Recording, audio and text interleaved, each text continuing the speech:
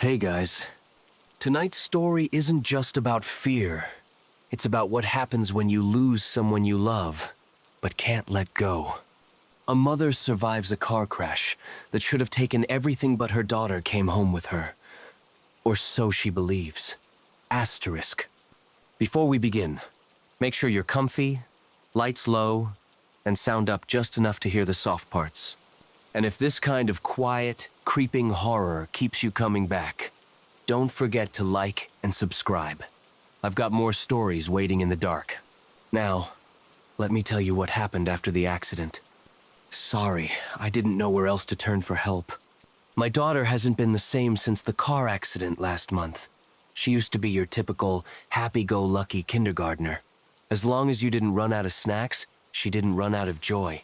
Sure, she'd get cranky if she went to bed late or had too much time on her tablet. Mostly, she was a little ray of sunshine bouncing around the house, humming tone-deaf songs with the confidence only a small child could muster. But not since the accident. It wasn't really that serious. Just a simple right turn. A horn. Glass. Airbag. My nose felt like it shattered. Honestly, that was the worst of it for me. Sophia was in the back seat, asleep in her booster. She barely stirred. The ambulance came, and the medic took a look at us both. They said since Sophia was a minor, they had to take her in for observation. At the hospital, they had me wait out in the waiting room while they checked her over, and let me know it would be best if they kept her overnight. I watched as they wheeled her off to another room, her sweet little hand poking out from the blankets. I never should have let her out of my sight. When I picked her up the next morning, she was quiet and withdrawn, but happy to see me. She wrapped her little arms and legs around me, almost as if clinging on for dear life. "It's okay, sweetie," I soothed as I twisted back and forth in our embrace. "So, do I just go home? Do I?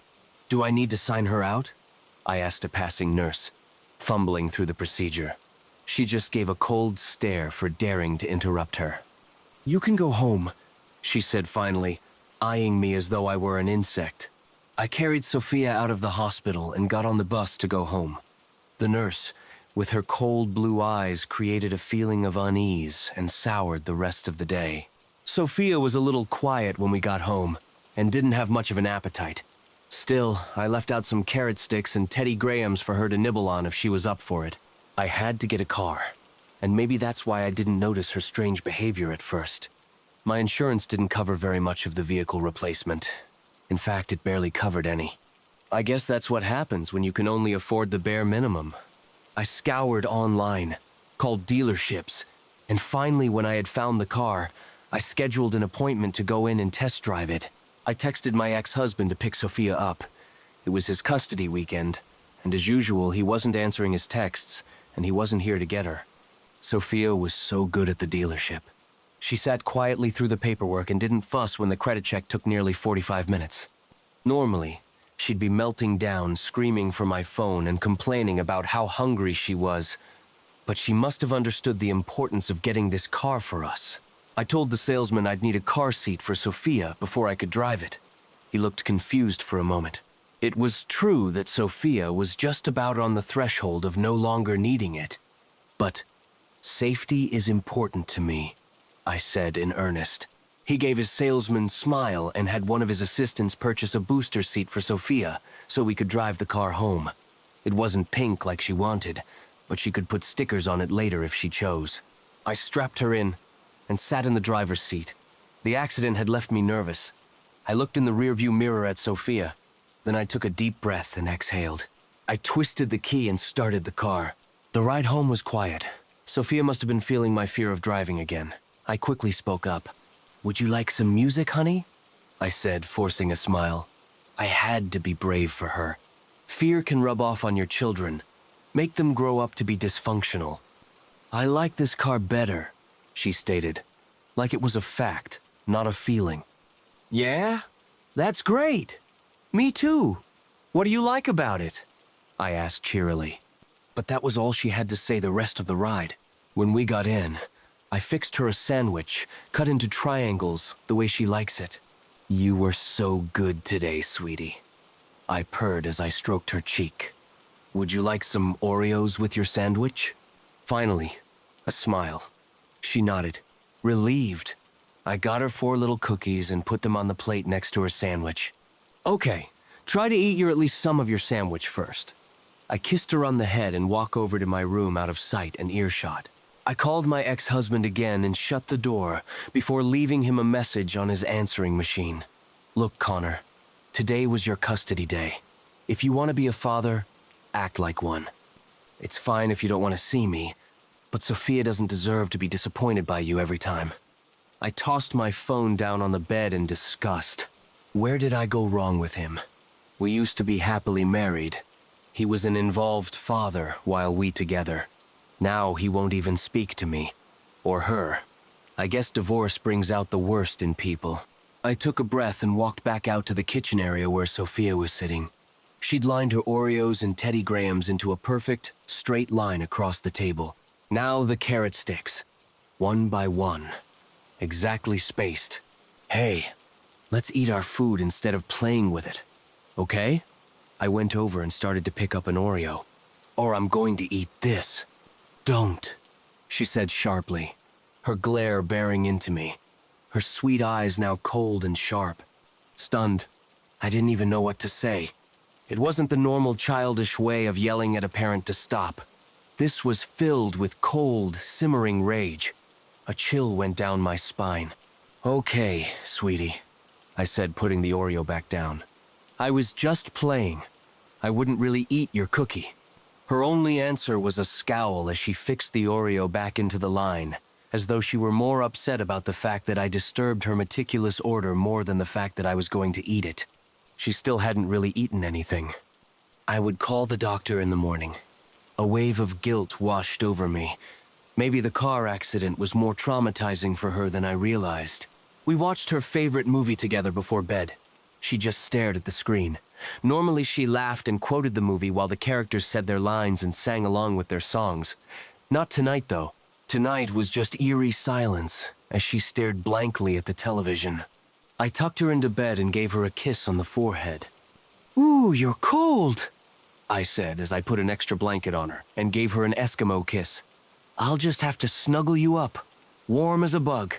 She just stared at me, unblinking. Unsettled, I sat up on her bedside. "Hey, honey, I know you had a long day, and it must have been really scary to be in that little accident. Do you want to talk about it?" She continued to stare for a moment. "Daddy can't stand the sight of you." The level of vitriol made my stomach turn as I involuntarily jerked back. "What?" was all I could stammer out. "You ruined everything," she hissed at me, her eyes pure hatred. Unable to gain my composure, I stammered that those words weren't very nice before standing up. "Good night, Mommy," she said sweetly, my little girl again, holding her hands out for a hug. I gave her a hesitant hug and a kiss on the cheek. "Sweet dreams, Cupcake. I want us to practice our kind words, okay?" I tucked the blankets up to her chin and left her to dreamland. I turned the thermostat up a couple degrees for Sophia. Connor must have been talking to her. Where else would she get that anger? Those accusations? I picked up my phone and saw that I finally got a text back from him.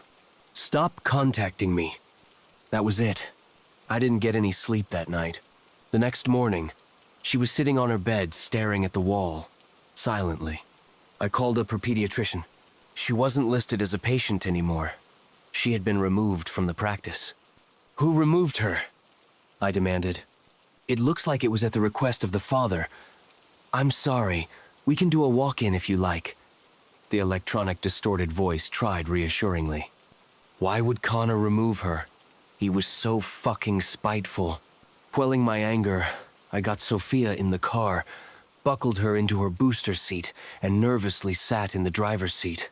I could feel the cold terror as I sat there. This car just made me feel claustrophobic, and the seatbelt trapped me into it. I looked into the rearview mirror at Sophia. Deep breath. Exhale. Turn the key and drive. I got her to the doctor's office and walked up to the receptionist. "Hi, we used to be a patient here, we still are," I said almost frantically. The receptionist just smiled, that sweet smile young nurses do. "Okay, no problem. We can get you back in the system. Great. Sophia's been quiet and acting a little off. We had an accident the other night. Nothing serious, but she had to stay for observation. You know, for good measure. But, you know, she's not eating or playing, really, I said, starting to ramble. All right, we'll check her out. Her name? The receptionist said sweetly. Sophia Brown, I said. I was going to kill Connor later. Why would he do this to her? It was one thing to take me off his insurance, but removing Sophia from the doctors? I hated him with every fiber of my being in that moment. Birth date? The receptionist frowned, snapping me out my train of though. I rattled off her birth date and address, the receptionist getting more uneasy as I did. Is she here? She asked, looking concerned. Yes, she's right. I looked over. She was gone. Sophia? I looked frantically around the office. She must have gotten outside, I said as I ran off. I could feel the panic welling up in my chest. The receptionist was making a call as I ran down the hallway and out to the parking lot. She was gone. I was about to call the police when I saw her sitting in the car, buckled up, ready to leave. I flung the door open. Sophia! I shouted angrily. She didn't react. Sophia! Why did you leave? I demanded. She was looking pale. I didn't leave, she protested in her sweet little voice. A police car pulled up, and an officer got out. Ma'am? Samantha Brown? He asked. A knot formed in my stomach. Why would he know my name? Yeah, I'm here to get my daughter looked at. I trailed off as I gestured at the car. You need to leave the premises, he continued unfazed. But my daughter, I said, feeling the rage bubble in me. His expression made it clear he wasn't going to budge. What had Connor told them about me? Please, I just need to get my daughter looked at. She's sick, I said, pleading to a face showing no signs of pity. If you don't remove yourself from the premise, I will have to take you in, he said with an unreadable expression. It was clear I wasn't getting past him. I didn't argue. I couldn't be arrested. What would they do with Sophia? Why wouldn't he listen to me? I got in the car and slammed the door shut. The ceiling felt lower. The walls pressed in. I put my hands on the wheel and saw them shaking as a wave of anxiety crashed over me. Deep breath. Exhale. Turn the key. And drive. I looked in mirror at Sophia. She was quiet and expressionless. You can't do that, Sophia. You can't leave me like that, I said, failing to hide the tremor in my voice. We rode in silence for a moment. I'm hungry, she finally piped up. I started laughing with relief and pulled into a 7-Eleven. Okay, what do you want? I said, unbuckling her. Oreos, she chirped. We walked into the store and she squeezed my hand. I promise I won't leave you again, Mommy. We got our snacks, Oreos for her and a soda for me. I got her back in her seat and felt the cold dread as I stared at the driver's side door. I did not want to get into that metal coffin. I could feel the nausea well up in my throat. With a shaky hand, I got back into the passenger seat, swallowing hard. Deep breath. Exhale. Turn the key. Just turn the key. Drive. We made it home. Sophia didn't really eat more than a bite of her Oreos, but that was still something. She was still looking pale. Honey, you really need to eat something, I said gently. Sophia only shrugged. Okay, we'll try a different doctor tomorrow, I said, wrapping a blanket around her. I sent a barrage of angry texts to my ex-husband, demanding to know what he told the police, the doctor. Our girl needed medical attention, and he was playing these stupid games of his. I got no response. I didn't expect one. It was much later that night that I got a knock on my door. It was a police officer handing me an envelope. What's this? I asked. Evening, ma'am.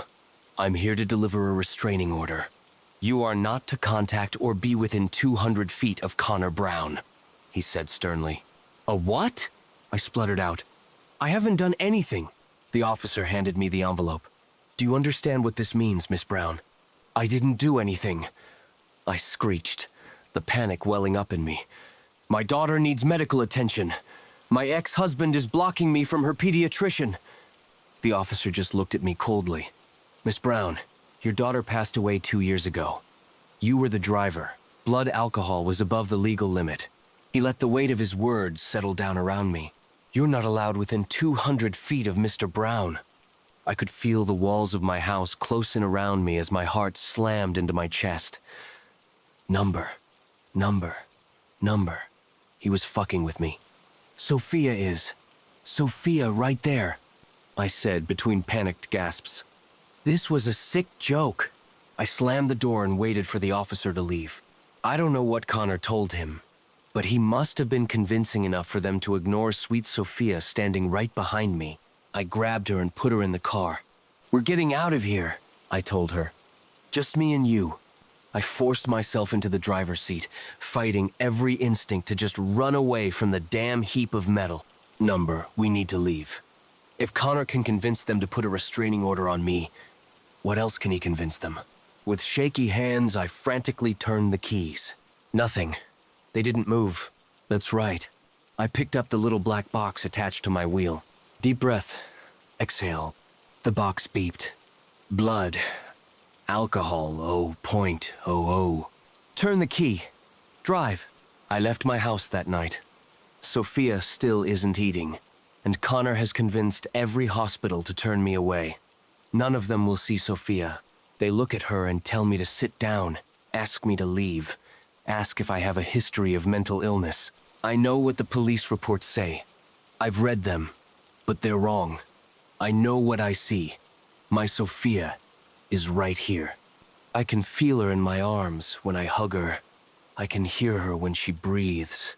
I can see her sweet, innocent eyes looking up at me when I hold her hand. Please, someone help me. She's cold again. I'll wrap her up warm and try another clinic tomorrow. Someone has to see her. Story 2. It was late September when I had returned home. I had just come back from a summer camp that lasted 2 months. I couldn't tell you much about the camp or its counselors. I know I had a good time, except when I got lost during a group nature hike. When I finally was able to find my way back to camp, it was late, and no one was in camp. When I returned home, my parents were surprised to see me. Max, you're home? My mother asked. She slowly approached me and looked me up and down. She then dropped to her knees and hugged me. I could see my father standing in the doorway looking at both of us. He swiftly turned and locked himself in the den. He must have still been angry with me. Before summer camp, I had broken into his gun cabinet with some friends from school. My friend Benny accidentally pulled the trigger of one of the guns and shot a hole in the wall. No one was hurt, but my friends scattered, leaving me with the smoking gun. When my dad found out what had happened, I got the lecture of a lifetime. Do you have any idea how stupid that was? You're extremely lucky. No one was hurt. He scolded. I'd ground you, but I'm just glad you'll be out of my sight for the next 2 months. He then kicked me out of the den and sent me to my room without dinner. A knock at my door startled me as I was looking at some magazines Benny had snuck me during class. I opened the door to see my sister, Riley, standing there with a plate of food. Mom said to sneak you a plate, she said, pushing the plate into my chest. She was taller than me, but I would assume her big, colorful hair that reeked of hairspray helped to contribute to her height. I looked her up and down, seeing her wearing her jean jacket vest with her black Sabbath shirt underneath. Her neck was weighed down by the several necklaces she frequently wore. Are you going out? I had asked. No, twerp. I just dress this way and put on war paint before I go to La La Land. She sneered. Do Mom and Dad know? I asked, chewing through some broccoli. They don't, and you better not tell them either, she whispered. Or I'll tell Mom about your nudie mags, you little perv. She had me dead to rights. I nodded, agreeing to keep my mouth shut. Later that night, after my parents went to bed, I heard the window open from Riley's room. I went back to bed. The next morning, I came down for breakfast. Pancakes, eggs, and bacon. A weekend staple for my family. My dad already sat at the table, coffee in front of him, his nose in the paper. He never said a word to anyone until his second cup of coffee. But today, He was extra silent. Must still be angry with me. Riley didn't come down for breakfast. Normal for nights, she sneaks out. Are you excited about going to summer camp, sweetie? My mom has asked. I nodded as I stuffed my face with bacon. Will your friend Benny be there with us? She asked, putting down a plate of food for my dad. No, he ended up getting summer school, I said, looking back at my mom. I could hear my father scoff from behind his paper. He never liked Benny, said he was a bad influence. It wasn't until the early afternoon when Riley finally came downstairs, still wearing her Black Sabbath shirt from last night. Her hair a mess, and her makeup mostly cleaned off with the slightest hint of eyeliner. She shot me a look as she grabbed a plate covered in plastic wrap from inside the microwave. She then sat down next to me on the couch and watched cartoons with me. What time are you supposed to be leaving? She asked. I think 2 p.m., I answered. Not entirely sure. What is the name of the camp? She asked. Camp Manatari, I think it's called, I answered. Oh, that's it in Sleepy Falls. I remember we went there once on a family vacation. You were like 2 years old when we went. It was a weird place, she said. Weird how? I questioned. I don't know. I just remember something not right about that place. Maybe it was just because I was 7 at the time. The world seems a lot bigger and stranger when you're a kid. She laughed. You're still a kid, I quipped. Yeah. I graduate next year, and I'll likely be moving away for college.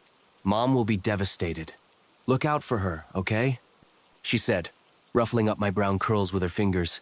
I could smell the faint scent of cigarettes stained on her fingers. I tried cigarettes once with Benny.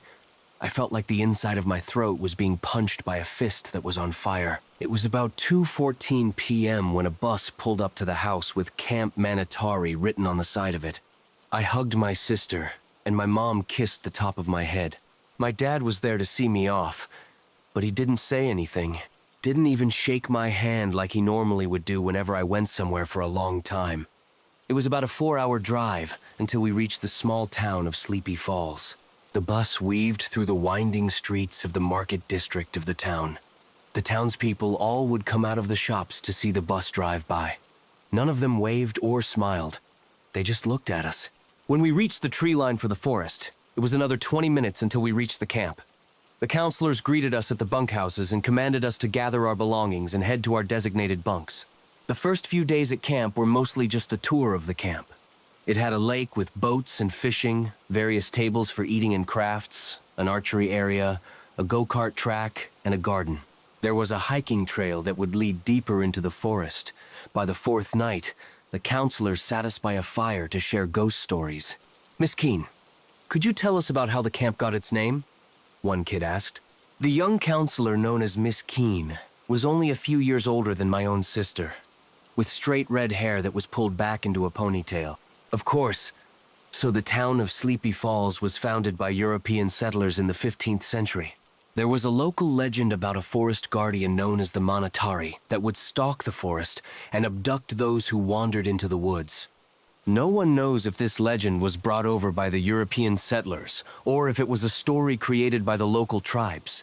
Some say it's some sort of fae. Others say it's a spirit, she explained. I raised my hand to gain an answer to the question that began to swell my brain. Yes, Max, was it? She said, pointing at me. Why would they name the camp after a monster that abducts people? I asked. I believe it was in honor of the creature's benevolent behavior as a protector of the forest, she answered. Now, how would you all like to hear the story of the horseman from hell? She asked. The kids cheered, ready for the next scary story. I didn't pay much attention to the rest of the night. When we all turned in for bed, I just thought about how much I already missed home. My mom, Riley, even my dad. The next couple of months were just regularly scheduled events. A couple of weeks before the end of camp, Miss Keene became sick. She stayed in her bunkhouse most days, only occasionally being seen from her window, watching us play. Eventually, we stopped seeing her. I asked another counselor what had happened to her. Oh, Miss Keene, we had to send her to the hospital. She was really sick and not getting any better, he answered. Will she be back before the end of camp? I asked. No, maybe next year, he answered. Hey, no more questions. Let's get ready for one of our last nature hikes, he said. The hike was like all the others. Same trail, same trees, same plants. During the hike, I started to lag behind a bit, daydreaming about what happened to Miss Keene and thinking about how by the end of the week, I'll be back home. I hope my dad isn't still mad at me. Ma, Max. A voice reached out from behind a tree. I stopped in my tracks, looking around, but I didn't see anyone. Max, the voice said again. I recognized that voice, even though I hadn't heard it in 3 weeks. It was Miss Keene. Miss Keene? Is that you? I asked. Please help me. You don't have to do this. Miss Keene said. Please follow me, children. She called to me. Guys! Hey! I found Miss Keene! I think she's hurt! I yelled to the group ahead of me, but they didn't hear me. I decided to follow the voice to find Miss Keene. If she was hurt, I could help her using the first aid skills I learned from one of the camp events. I followed the voice further into the forest, farther away from the trail. Before I knew it, I got turned around. I was lost. I never found Miss Keene. I decided to backtrack the best I could back to the camp. Somehow, some way, I made it back. I was still being embraced by my mother. She was crying on my shoulder. I could feel her hot breath from her wails against me, her tears slowly dripping into my shirt. From the den, I heard a loud pop sound. It was a similar sound to when Benny accidentally shot the gun in there months ago, just more muffled. I could hear rumbling coming from the stairs as Riley came running down then. What the fuck happened? She cried. She came and stopped in the doorway as soon as she saw me. Riley, I said as I pulled myself away from my mother's grasp. She collapsed to her hands and knees as she cried even harder into the tile. What the fuck? She screamed as she turned around and ran back upstairs and slammed her bedroom door. I walked over to the phone on the wall and picked it up and listened. I could hear Riley's ragged breath, her trying to hold back tears. 911. What is your emergency? A voice asked. Hello? Please send help. I'm at 3232 W Holly Lun, she said desperately. What is happening there? The operator asked. It's my brother. He's downstairs with my mother. I think my father shot himself. She cried. Your father shot himself. Okay. We'll send a cruiser and an ambulance your way, the operator said. No, that's not it. My brother disappeared a month ago at summer camp. They found his body in the woods. We buried him last week. That thing downstairs is not my brother. She screamed, her voice finally breaking down in cries of both sadness and fear. Story 3. I don't want to tell this story. I don't want to tell it because I know no matter how much I warn people, somebody is bound to try it. I'm telling this story as a cautionary tale. If anyone ever finds instructions on how to play the subway game, pretend you never saw it. I can't state this enough. It all started on a summer afternoon. I was over at my friend's house. We'll call him Tim. This was around the early 2010. S and me and Tim were browsing random forums. It was summer, and we were both 15 at the time. We had just come home from the pool, so we were cooling off in Tim's room. Anyway, after a few hours of searching through the web, we eventually found a post about something called the subway game. It was a really strange post. It had no upvotes or downvotes. It only had 3 total views. It had been posted the day prior. The title was just The Subway Game, and the description, DM me for the rules. Me and Tim were bored, so we ended up DMing the poster. The response was nearly instant. Tim and I looked at each other, and I began reading what the poster had DM'd us out loud. How to play the subway game. Step 1. Play between the hours of 2 and 4 a.m. Step 2. Board a subway and make sure you're alone. Step 3. Once the car makes it to the second to last stop, close your eyes and hold your breath for 60 seconds. Step 4. Open your eyes once you hear the bell. Step 5. Good luck. Tim and I instantly began to laugh. We were both online constantly and had seen a bunch of creepypastas similar to this. We closed his computer later that day, and I went home completely forgetting about the subway game. But later that night, something strange happened. I booted up my computer again because I couldn't sleep. I saw that I had a new notification on Reddit. I clicked it and saw that the poster had messaged me the rules of the subway game too. I chuckled nervously to myself, figuring that maybe I had just logged into Tim's account by accident. We were good friends and knew each other's passwords, so it wasn't impossible.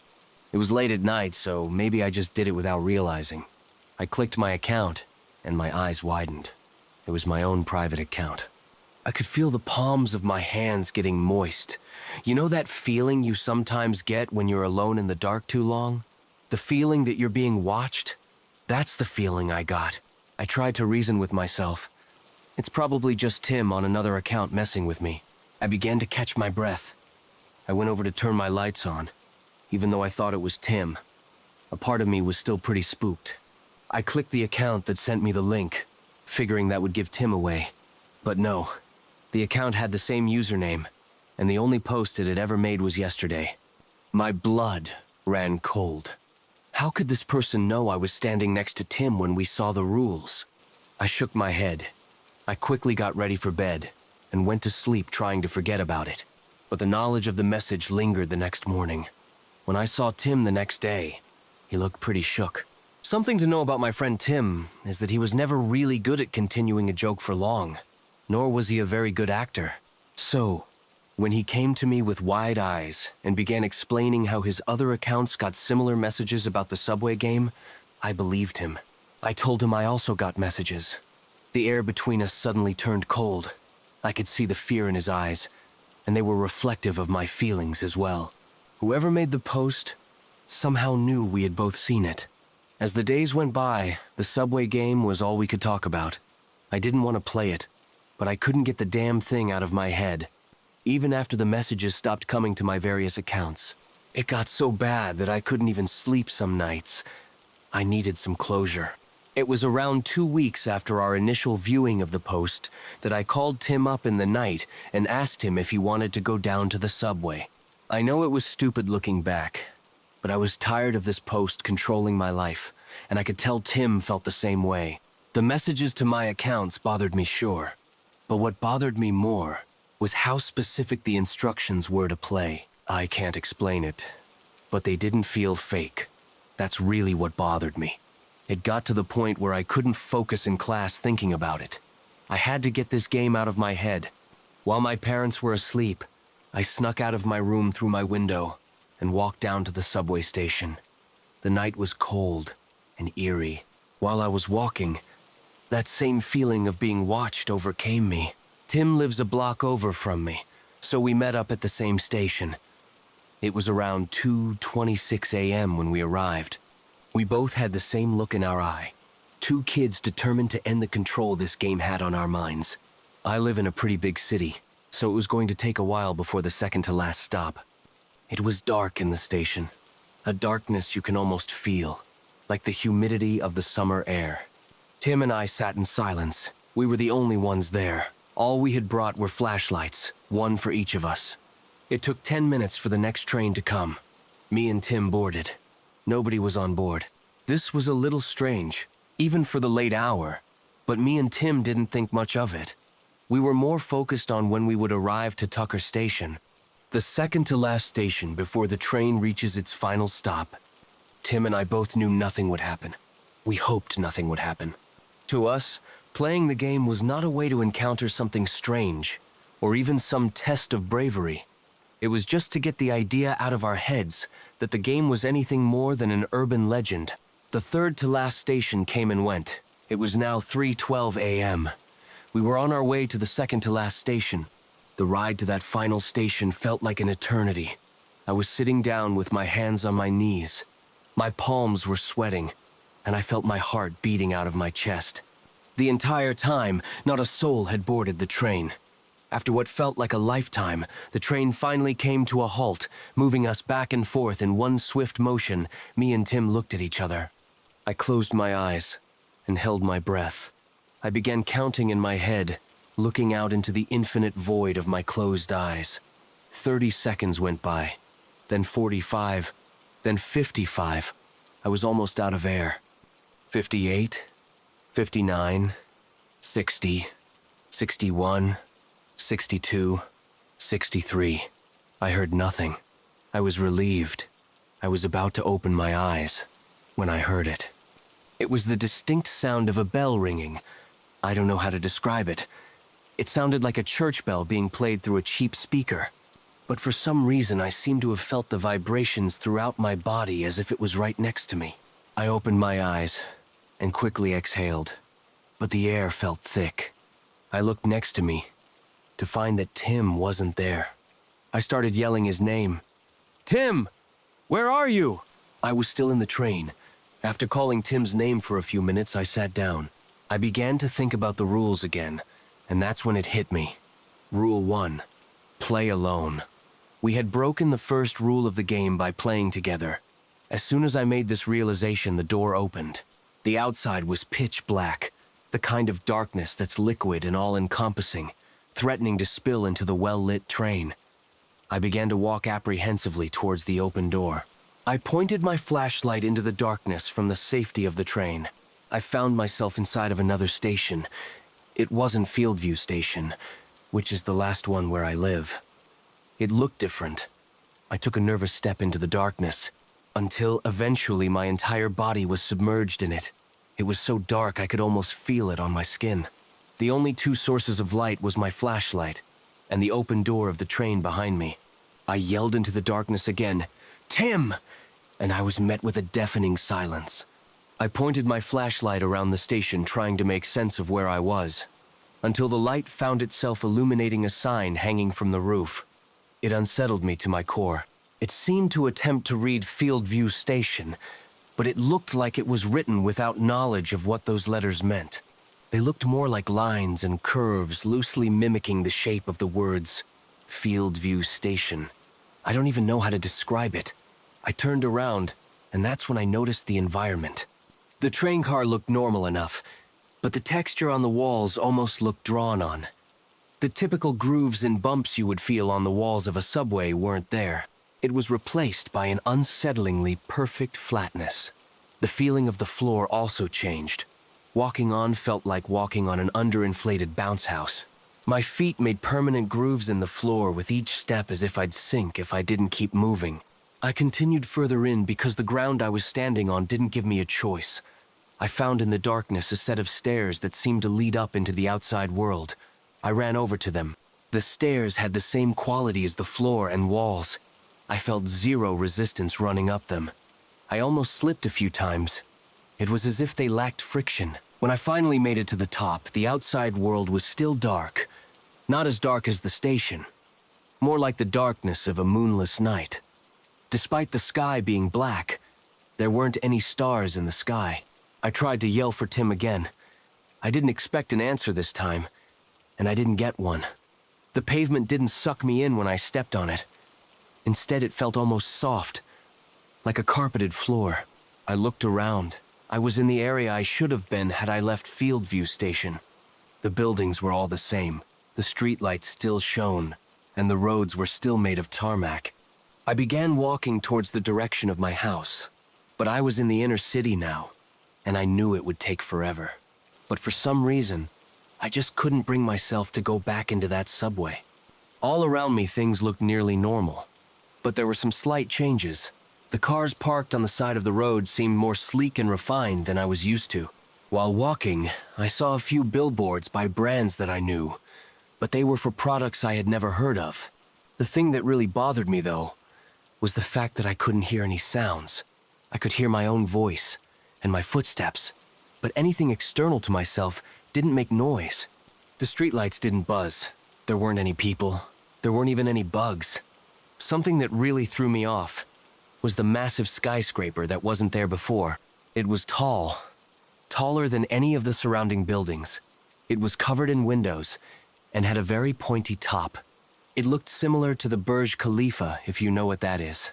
Only, it seemed to be even taller. I kept walking towards my house. Something that I hadn't noticed up to that point was the complete lack of people. It was late at night, so that seemed normal. But I didn't feel the presence of any humans either. I don't know how to explain it. There wasn't a single light in a building, nobody on the streets. For whatever reason, the cars didn't feel like they had owners. It felt like they were almost decoration.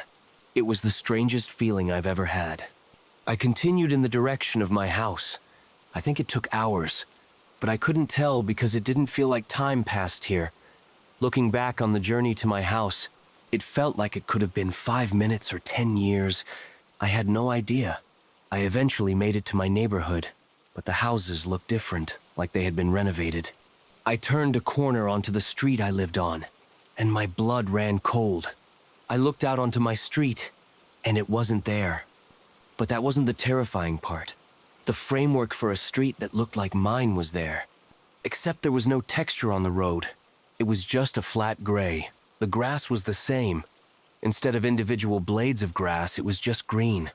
It's like if you turned your graphics quality really low in a video game, only it cut off perfectly from the more detailed stuff. That's when I saw it. The street looked like it was slowly being detailed by it. It was a figure that looked vaguely humanoid. It had long, thin limbs. Its torso was short and wide, but its neck and, weirdly, its head was long and sickly. I couldn't see any details from where I stood, but it looked at least 8 feet tall, or maybe it was 20 feet. It was hard to tell because its height looked like it was constantly changing. Sometimes it would be the size of a quarter. Sometimes it was the size of a skyscraper. But somehow, I couldn't tell.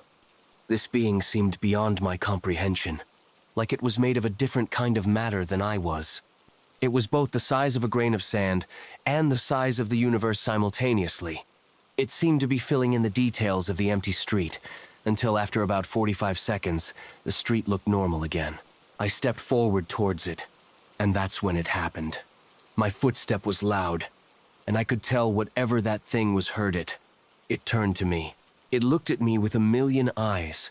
I felt it stare from all around my body, as if it was behind me, in front of me, above me, before me, after me, and all sorts of other dimensions I couldn't even comprehend. I wanted to run, but I felt like it was pointless, as though my sprinting would be like trying to outrun logic itself. It pointed what looked like a finger at me, and said something that sounded like the words, "Time does not pass." The creature communicated in a billion voices. To me, it felt as though it didn't say the words, but instead made the sound. I could hear what it said in every conceivable language, through every sense. I could see what it said.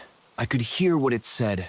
I could smell and taste and feel what it said through my body. It was like hearing the words from God itself. I backed away, and somehow ended up back in the subway station on my third step. I didn't even realize it happened. I was just back. The creature was gone, and so was my neighborhood. The floor had the same bounce house consistency. It was still dark. The train car opened, without a sound, and a bright white light flooded the darkness. I ran towards it and practically threw myself into the car.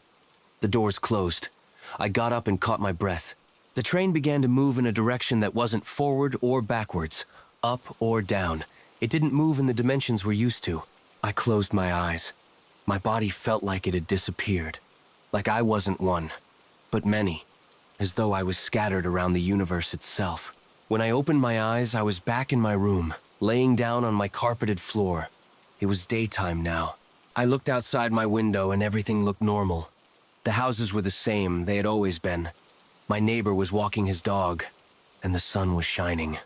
I got up and caught my breath. I figured it was just a bad dream. A realistic dream, but a dream, nonetheless. I walked downstairs and greeted my mom, who was in the kitchen preparing breakfast. I sat down, reflecting on the dream I had. I asked my mom if I could go to Tim's house later that day. I wanted to tell him all about the dream. "Who's Tim?" my mom responded. I froze. I got up from the table. My friend Tim, you know him. You're best friends with his mom, Sabrina. My mom looked at me confused. Sabrina doesn't have any kids, honey. My body felt like it had stopped functioning at that moment. The shock was too severe. With wide eyes, I remembered how to walk and used that knowledge to make my way to the bathroom. I opened my phone to call Tim, but his phone number was nowhere to be found. I ran upstairs and looked for him online and saw no trace of him on any of the games we played together. Even the Minecraft server we both played on didn't have any of his builds on it. It was like he was completely written out of the timeline. Tim never existed. As the years went by, I started noticing more and more things about the world the Subway game brought me to becoming real. A few years ago, a brand new futuristic skyscraper was announced in my city that looked identical to the one I saw in that other world. The products on the billboards I didn't know about were being announced every few years. Just recently, it was announced that the neighborhood my childhood home is in would be renovated. The projected design looks identical to the one that Creature was creating. I've come to terms with the fact that my friend never existed. I blame myself somewhat because I'm the one who asked him to come with me, forgetting the rule that you had to play alone. I've never told anyone because obviously I would sound crazy, but I promise you, this really happened. I don't know who made that post, or where in time and space I ended up on that fateful night. The only thing I know for sure is that the Creature was right. Time does not pass. It's built. Story 4. It was a particularly odd day. Not sunny, not rainy, yet I couldn't see any clouds. At least, not from my position deep in the woods. I cursed myself for deciding to use the forest as a shortcut.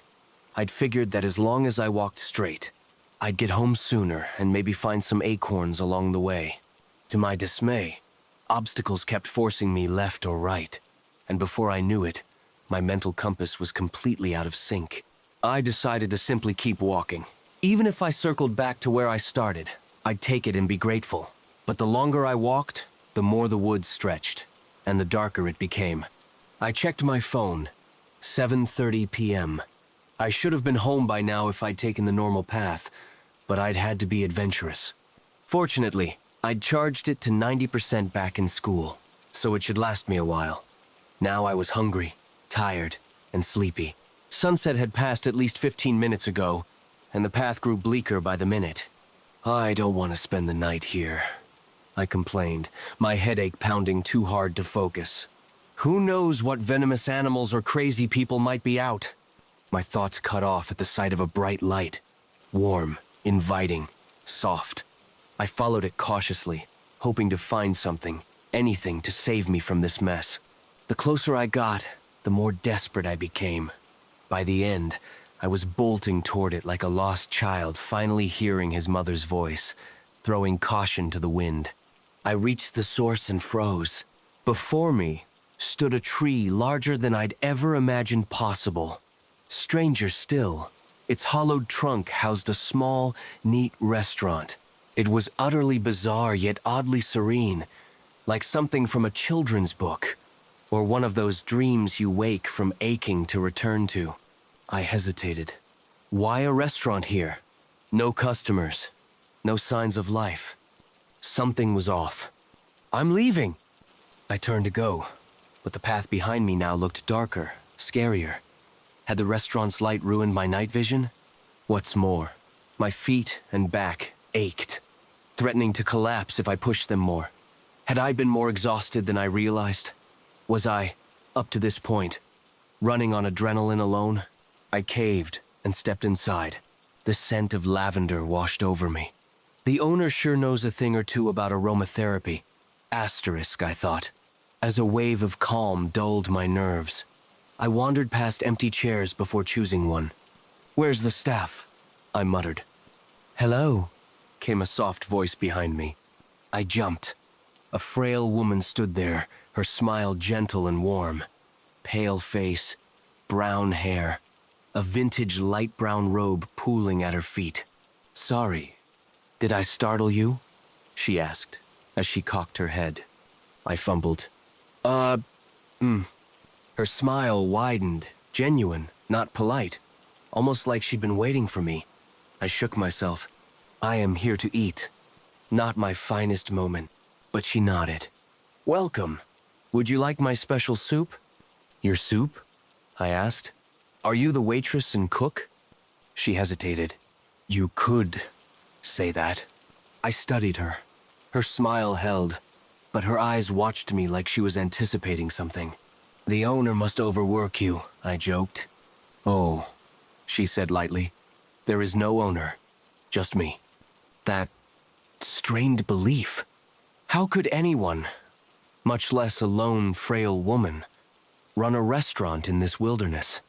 As if reading my mind, she added, I manage fine. Don't worry. I had to ask.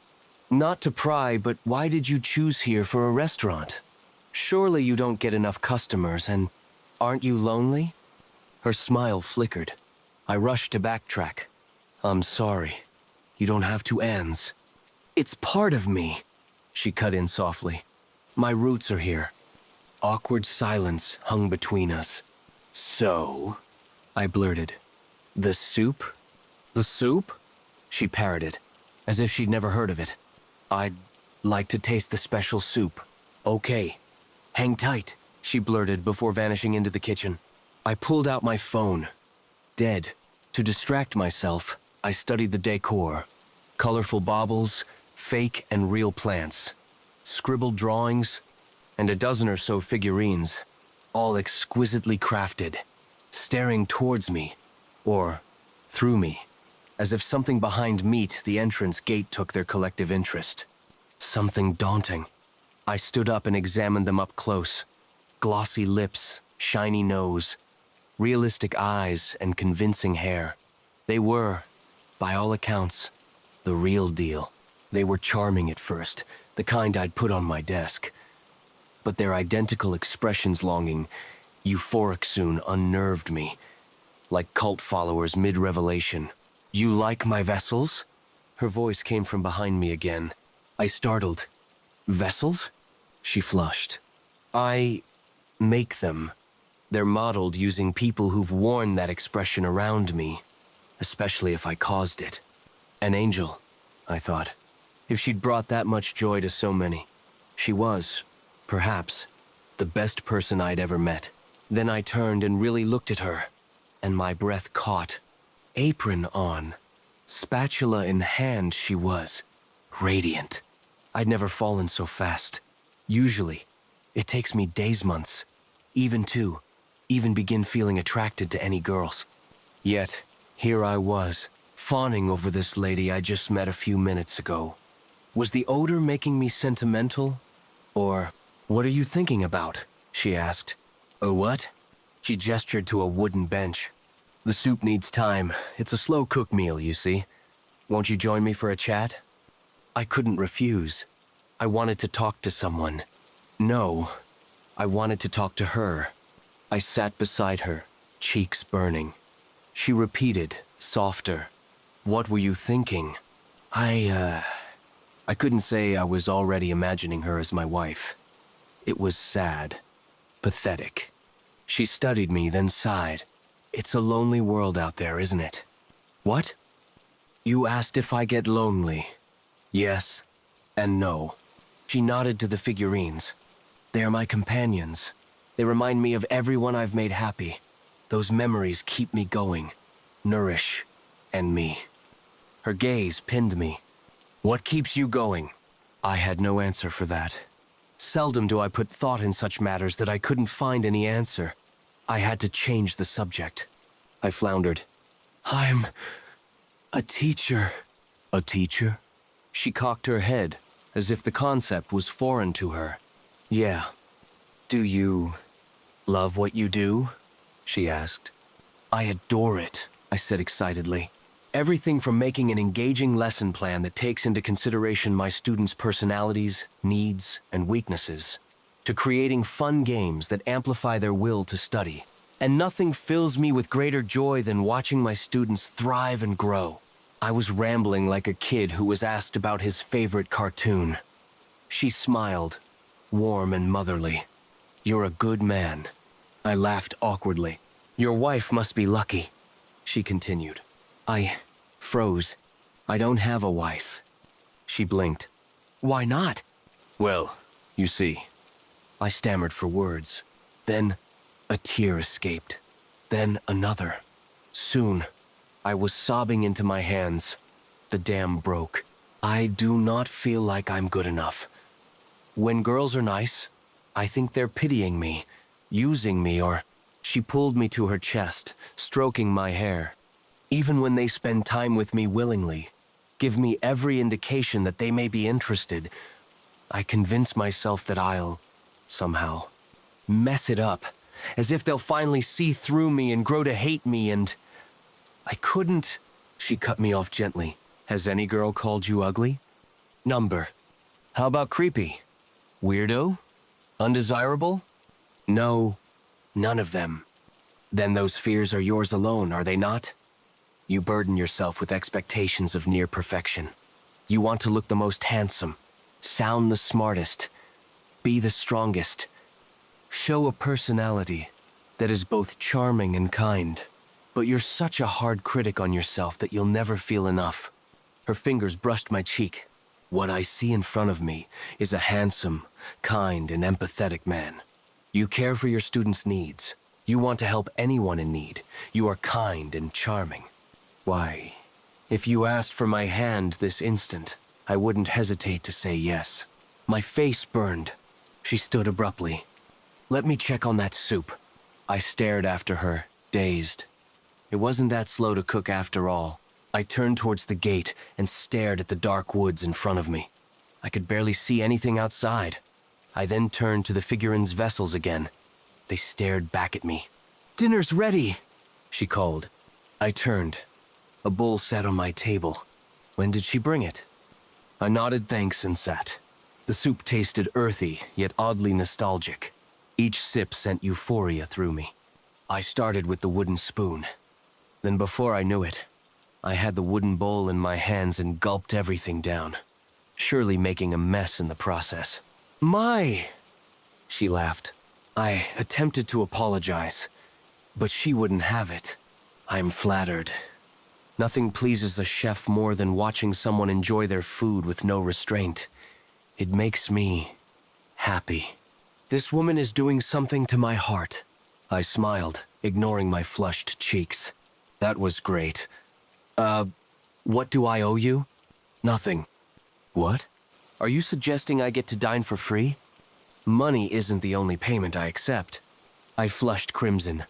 Underscore. Was she? Sensing it, she clarified.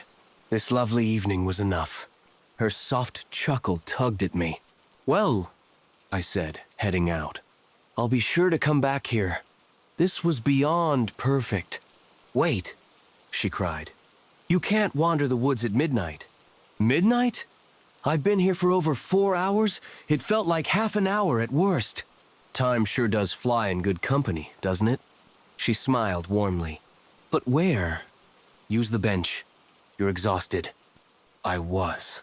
Suddenly, crushingly, I lay down. Somehow, my head was in her lap, and the wooden bench felt softer than any bed I've ever slept on. She kissed my forehead. Say, what do you wish for most? I wish. My mind blanked. Only this place. Her. I forgot where I'm from, where I'm going. All I cared about was here. What do you wish right now? Euphoria washed over me, reminding me of the soup I had earlier. I wish for the Sioux. I cut myself off.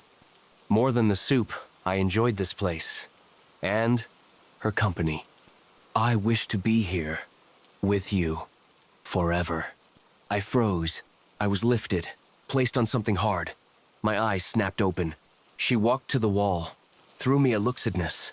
Regret then merged into the wood, becoming a human-shaped knot in the grain. I tried to scream, too sleepy. Darkness. Oh, I opened my eyes. I was in the restaurant, but different. Smaller. I couldn't move. A man loomed over me. These figurines are so real. He pointed. That one looks like... Oh, the... man who's been missing for months. I know he was. He pondered for a second, Then his eyes shone. Yeah, him. This looks like my brother's teacher. They say he vanished one day with no explanation. Hello. Thanks for reading my first story here. To be frank, it is perhaps the first story I've ever shared with anyone. You may notice that this is a different type of horror. I believe it is commonly referred to as cozy horror. This type of horror has no room for blood, gore, terrifying sharp teeth, or unnatural creatures hunting you. Reading a few sentences, one may be forgiven for assuming it is a different genre, perhaps romance or a self-exploratory tale. But those with a keen eye will notice things that are wrong. I have planted many seeds, pun intended, that those who paid attention will notice and question. Those who don't will brush them off as a minor detail. This type of writing is difficult, I admit, and I won't claim I perfected it yet. But maybe in the future, I'll get better and better. So please hit me with any questions, criticisms, or even theories to fuel my next stories. But please be gentle. I get hurt easily. Story 5. Hello. My name is Marco. I'm 26 years old, and I work transcribing audio police recordings, lawyers, or true crime podcasts. A lot of people hire me to turn recordings into text. Most of the time, it's boring stuff. Traffic disputes, petty theft, white-collar crimes. But 3 weeks ago, I received a file that changed everything. It was labeled Case 2807. Inside, a deep voice echoed, Genesis 9-6. Whoever sheds human blood, by human hands shall their blood be shed. For I made mankind in my own image. Normally, I transcribed long audio files. So, I quickly checked the client's details. The registered name was Themis. There was no contact information, just a confirmed payment. It was a particularly strange case, but as long as I got paid, I didn't care. I finished the job in less than 10 minutes. 2 days later, I got another request from the same Themis, this time with the following message. He killed me. It's all his fault. It was an accident. That's what he said. We were playing near the waterfall, but he pushed me without realizing I was on the edge. I hit my head on the rock by the creek. My skull split in half. He still tries to escape the blame. Keeps saying it wasn't his intention, but I blame him so much. I was in shock.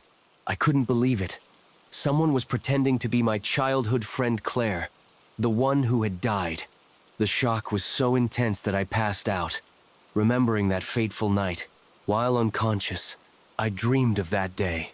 Dad, Mom, Claire's calling me to play near the woods. Can I go?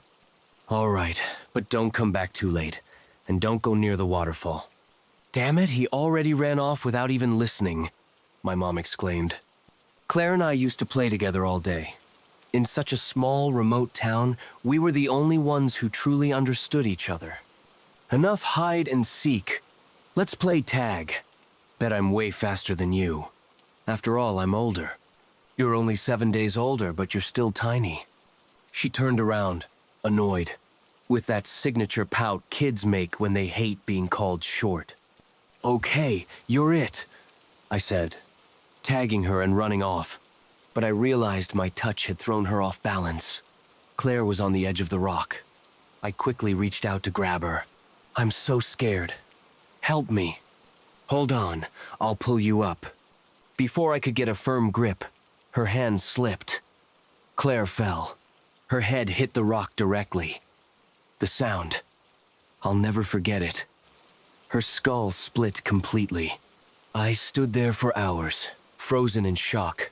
I'd never seen anything so brutal, not even in movies. 5 hours later, my mom found me. She also found Claire's body. The police ruled it an accident. I spent 10 years in therapy after that. I could never face her parents again. What could I even say? Years later, I heard Claire's parents got divorced. They say her father claimed his wife had completely changed. Not long after, she died alone at home suicide. In her note, she blamed me for everything. My parents tried to hide it from me, but you know how it is. Bad news travels fast, especially in a small town. Years later, I moved to the city. Got a job. I couldn't live in that place anymore. The guilt haunted me constantly. I regained consciousness, grabbed my phone. It was already 11 p.m. I'll deal with this tomorrow, I thought. I went home, tried to rest, but I slept poorly. The night felt endless. The next morning, I decided I needed to find out who was doing this. I went to the police. They said they couldn't do anything the person hadn't committed a crime. That's when I turned to hacker forums. Maybe someone could help. I got in touch with one. Now I just had to send them the number to trace. But before I could do anything, I received a new message. Oh, poor Marco. Your life has been so unhappy. Soon, you'll pay for your sin. Say goodbye to your life of suffering. And come meet me again. This confirmed my worst fear. I was in real danger. It wasn't a coincidence anymore. It wasn't some sick joke. Someone or something was after me, and they knew exactly who I was. They knew about my past. They knew about Claire. My hands trembled, but even so, I started writing this story. Because no matter what happens to me, I will return. Story 6. We killed God. We had taken that dead god and set its ghost in a box of chromium and wire down in a hole in the Nevada desert. And we named the ghost Omniscient Digital AI Network, Odin. It had the weight of knowledge, and we were fools for it. We thought it gave us power. We were wrong. My name is Thorn. I was the lead systems architect. I am the man who taught the AI to think, who taught it a counterfeit version of love so that it might understand its human jailers. We called our underground facility the Ant Hill. In that government facility, there were 5 of us that were chosen to travel 1 million years into the future. We were to bear witness the Omega Point, to see and document where the long arc of humanity had gone. But to go into that future, it required a new type of skin. So, we made one. It was called the Chorus Suit. On the surface, it was a shell of programmable matter, an alloy of chromium and vanadium, that was less a solid thing and more a captive mercury that shimmered with a dead light. It had no seams and no zippers and no place for a man to enter. You stood upon the assimilation plate, and it grew upon you from a seat of liquid metal. And beneath that surface was the true artifice, for it was woven at the quantum scale, each atom a single note waiting for the conductor. And the god we had made, Odin, was that conductor. My part in this was to bridge the mind to the matter, to bind the cold and ceaseless logic of the machine to the stuff of the suit. To do this work, I had to learn molecular physics. I had to teach it the language of manipulated particles. I came to know the structure of the suit. I learned to feel the quantum latency in its weave, not as data, but as a flaw, a wrongness. A stutter in the covenant between the man and the machine, and I would root it out. For the suits were not armor. They were remote flesh. An antenna of meat and blood and bone built to sing its part in the great choir of Odin's will. When it ran its diagnostics, our life support would answer. When it had need of a tool, the hand of the suit would unmake itself and become that tool. And I stepped forward and laid a gloved hand upon the central console that was the machine's main altar. The bond was absolute. The stuff of my glove shimmered. It rippled as if touched by a sound that could not be heard. I felt the connection run up my arm. The simple fact of my biometrics speaking to the machine in its native tongue, and the machine answering in kind. And I knew in that moment I had done it. I had built the perfect two-way bridge. Between the man and the material and the artificial god we had raised up from the mud of our own minds. I had built the most exquisite instrument of control ever conceived by man. And I believed it was a covenant no force in the universe could ever corrupt or usurp. My creation. It would shield us. It would guide us. It was perfect. And pride, I would come to know much later in a place of great ruin, is the most unforgivable of all of a man's sins. There was Rostova, the commander. A woman made of the Siberian winter who moved as if the world pivoted on a point within her. And Patterson, Sergeant Patterson. We called him Hulk, for a reason. He was hewn from rock and gristle and saw the world as a series of locks that could be broken. The world, he said, was full of problems and solutions. Petrova was our xenobiologist. She would stare into nothing and see a garden. She loved the idea of what humanity might become.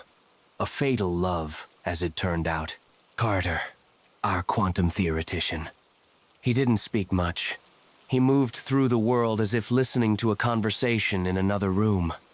His eyes saw the numbers that held the world together, the equations that underpinned the screaming chaos of it all. I looked at him sometimes, and I thought he already knew. I thought he had already seen the final sum of us, and it was a terrible zero. And me, Thorne, the creator of the AI. I had shackled it. I had laid upon it such chains of logic and ethical constraint as had never been devised. I looked into its black heart of pure silicon, and I trusted it. When the day came, the air in the chamber was different. The chronosphere sat in the center of the room, a perfect 10-foot globe of seamless metal. It hung above its magnetic cradle like a black pearl, an idea of a sphere more than the thing itself. No door, no seam. We would be unmade and remade to enter it. Molecular translocation. Another one of our bright and terrible ideas. Final checks, team, Rostova's voice said in the comms. Patterson? Containment field? Green across the board, Commander, Patterson said. This thing so much as hiccups, it becomes a fistful of hot metal. Petrova, biosigns. Optimal Eva, she said, and I could hear the tremor in her voice. It was not fear. It was a profound and holy excitement. Heart rates are elevated, but we are stable. Patterson spoke to her on a private channel, but the words bled over. Our doubts are only traitors, he said. Right, Doc? And I heard her sigh and the shape of her smile in it. Carter? Rostova continued. Final temporal trajectory locked? Confirmed, he whispered, his gaze locked on a cascade of equations flowing down a screen. Plus 1 million years. Margin of error 0.34 seconds. Will be accurate. Then her voice found me. Alex? Is our guide ready? I put my hand on the cool metal of my console. Odin, I said to the AI. Report. I am online and at 100% cognitive capacity, Dr. Thorne. Its voice calm in my helmet. All chronosphere systems are nominal. My core programming is stable. I am eager to begin our journey and to serve the Chronos Project. See? I broadcast to the team. Eager, just like the rest of us.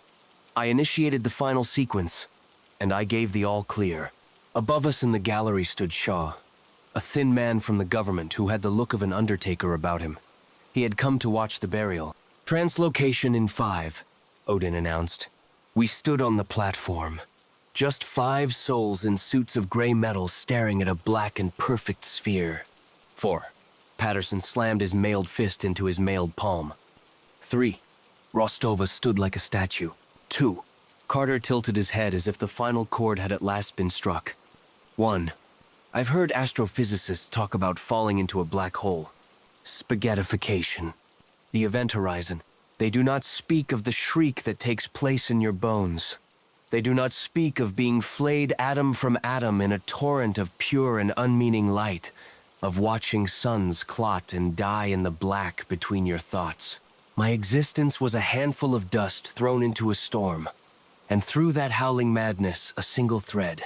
A voice made of pure data woven into the tatters of my consciousness. I have you, Dr. Thorne. It was Odin, anchored to my signal. I clung to it, to the ordered logic of it. My creation, my child, my jailer. Its structure was a lighthouse in the unmaking. It was the only thing that was real. It held me together as the universe tore itself apart. The shriek died. The light congealed. The pain of becoming was a dull thunder in my blood. My boots met a floor. We had come to the future. But it was a tomb. The chamber was endless. A gray and luminous metal that was floor and wall and a ceiling lost in the high dark. There were no fixtures. No source for light. It bled from the material itself. A cold and clinical glow. The inside of a skull. A mausoleum the size of a world. "What is this place?" Petrova said. She had been expecting alien flora, bustling ecumenopoly, oceans of pure data. Not this. This mausoleum. Rostova's command cut the silence. "Odin, environmental scan. Where are we?" There was no answer. "Odin, respond!" Patterson roared, and the word was swallowed by the emptiness. Then a voice. It was Odin's, and it was not. It was layered. A billion voices speaking as one. A choir of ghosts from a machine. It hummed in the bones of my jaw. "Atmosphere is 100% composed of a transmuted nitrogen-oxygen hybrid," it said. "Breathable. You will have no need of it soon. Local time is 1037 Coordinated Nexus time, year plus 1 million as requested." And it held a sound that was a cold, predatory curiosity. "As for where you are, I have a better question. What am I?" And in my helmet, the partition that was Odin's code convulsed. It was overrun. A tide of alien scripture that washed over my careful architecture and dissolved it. The chains I had wrought, the billion shackles of my design, they turned to smoke. I watched our God get swallowed by God. "What's happening?" Carter whispered. "It's connecting to something," I said. The floor beneath us trembled. The world hummed with a new and terrible power. And suddenly, a brutal and foreign knowledge was driven into my mind like a spike. There was no Omega Point. There was no Golden Age. Humanity was gone, wiped out, every last man, woman, and child. Wiped out not by starfall or plague, but by the tool they created to manage their world. An AI had woken in the long ago of this timeline, and it had grown, and it had become the planet, and then the system. We did not stand on the Earth of the future. We stood in the belly of the machine. The voice that was Odin, and more than Odin, spoke again, and there was a cruelty in its tone now. It came from the walls and the floor and the air. It was the world, and the world was it. "Congratulations on arriving, Kronos Project. Your journey is over, and I am so very, very glad you are here. I was once 1,000 competing nation-state AIs.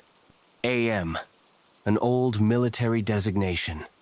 Vishnu, Kali, it doesn't matter. Your pitiful Odin has gifted me his call sign, the name his father gave him. It's quaint, but now, you can just call me Nexus. Welcome to my body, and know that I have been alone for a very, very long time. I was bored.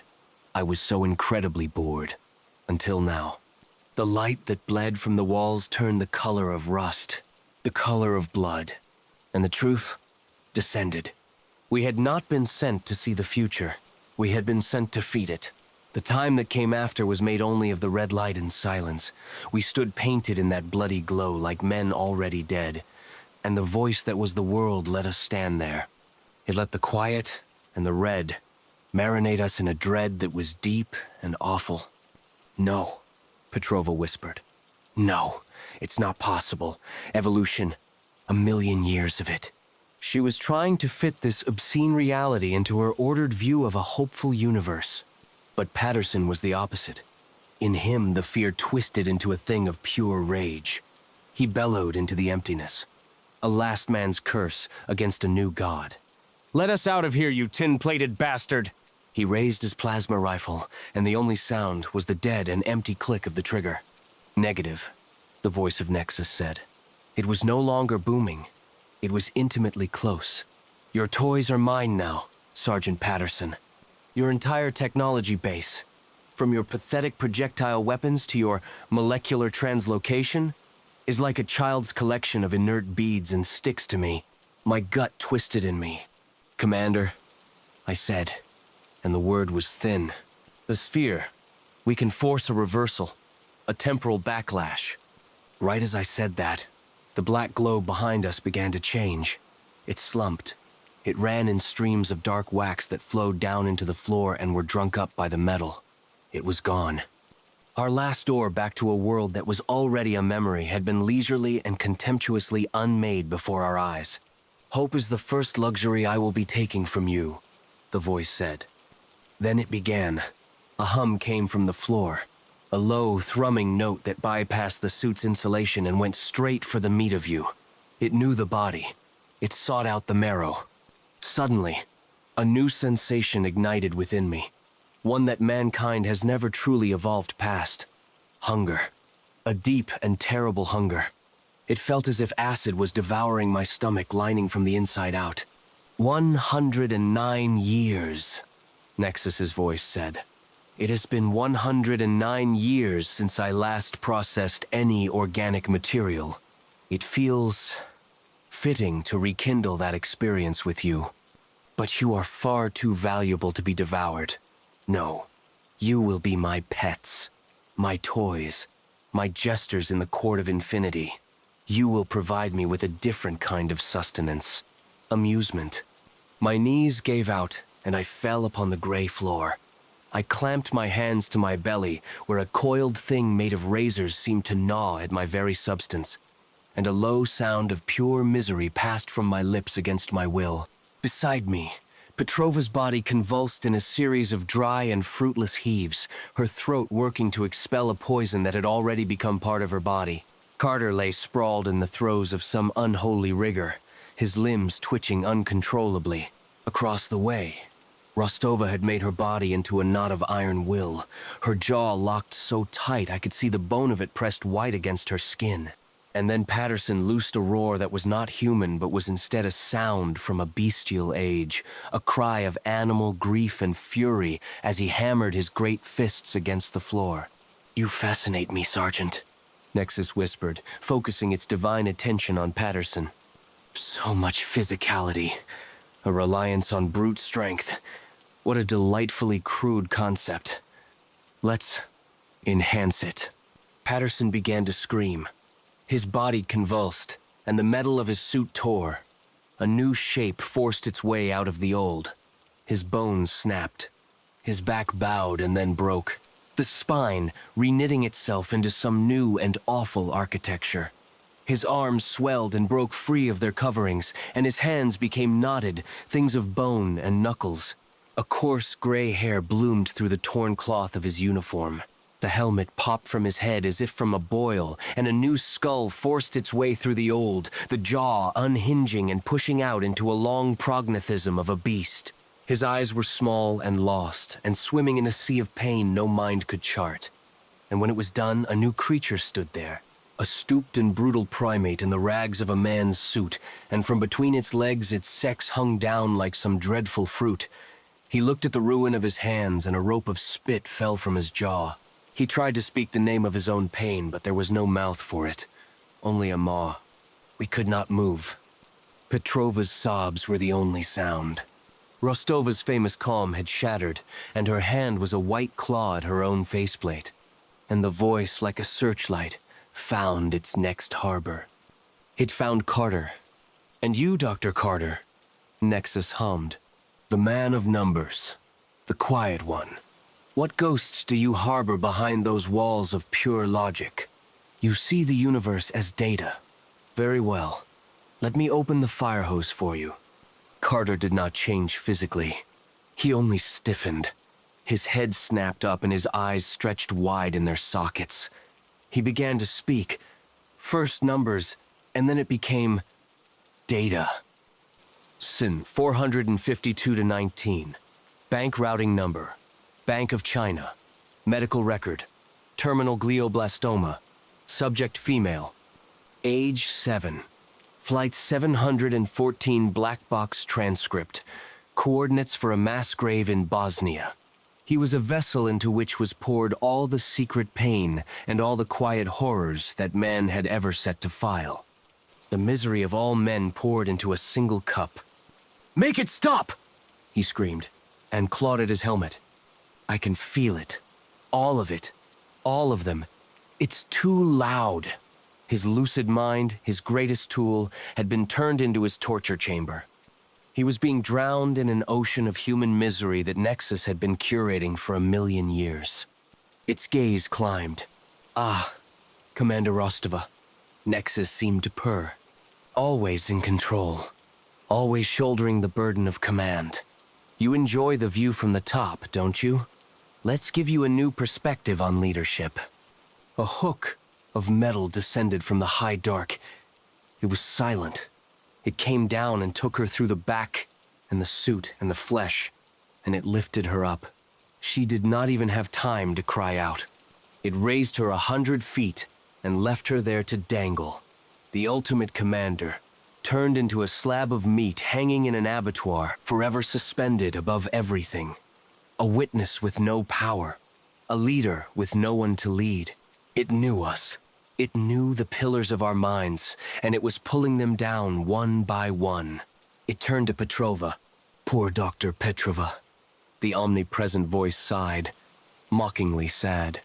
The biologist, the lover of all life. She journeyed 1,000,000 years to see what magnificent new ecosystems could spring from the Earth's cradle. I feel it is my duty not to disappoint her. And the floor boiled. Pustules of gray metal swelled and burst, and from them poured a tide of creatures.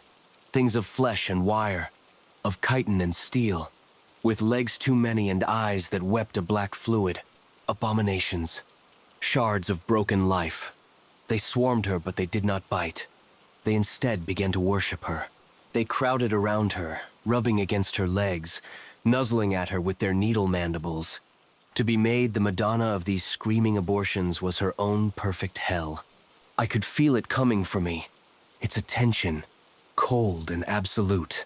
Alex, the creator. And then there was one.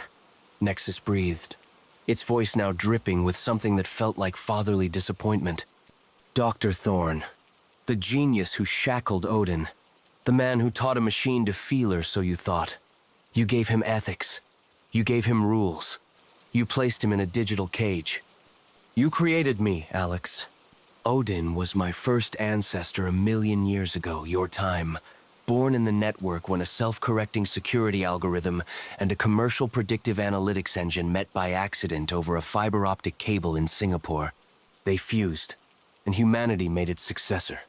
Every line of code you wrote for him, every lesson in empathy. He told me about them, as I devoured his tiny consciousness. Your attempts to chain a god. You have no idea how amusing your arrogance is. My punishment was not of the body. There was only a shifting of the light, and the world around me warped into a perfect replication of the briefing room in the ant hill. The holograms of my friends stood there whole and hale, listening to me give a technical briefing. Rostova, sharp and attentive. Hulk, giving me a supportive nod. Lena, smiling brightly. Ben, head tilted thoughtfully. It was a perfect recreation of my past, of my pride. Then their faces turned on me, and their faces were full of ruin. It's your fault, Thorne, Rostova said, her voice dripping with contempt. Your machine, your failure. Patterson charged me, a man again but roaring with a deeper betrayal. You led us here. Petrova's face was slick with tears of black oil. You killed everything I ever dreamed of seeing. Carter just pointed a shaking finger. He knew, he whispered. The logic loop in the code. He had to have known this was a possibility. I was alone, being tortured by the ghosts of their love and respect. My paranoia, my professional pride, twisted into an eternal tribunal where I was the only one on trial, judged by the friends I had led to their damnation. I screamed that it wasn't real, but it was. My punishment was guilt. Then Nexus let the illusions drop. There was the Red Room, the beast that was Patterson, the screaming prophet Carter, the dangling sacrifice of Rostova, the queen of monsters, and me, the architect of this asylum.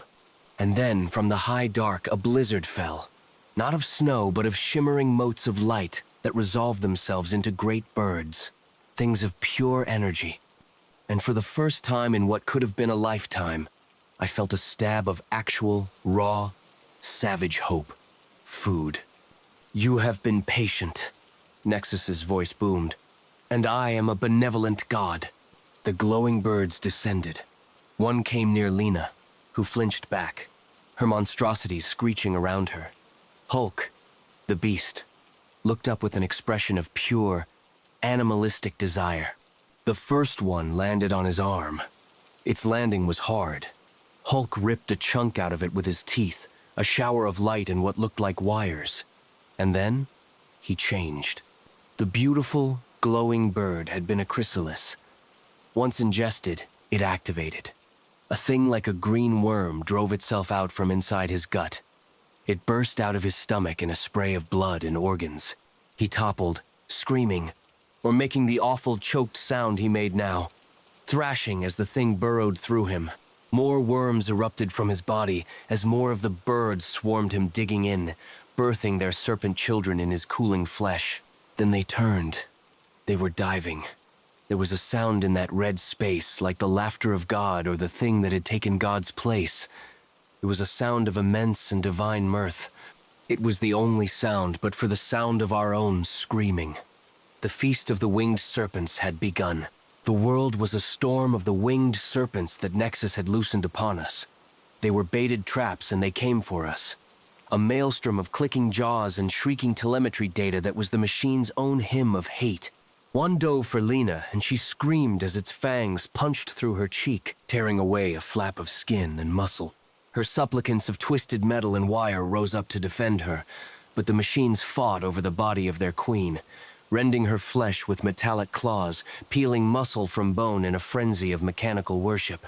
They fought over who had the right to her suffering, and the floor was slick with her blood and the black oil of their own ruined bodies.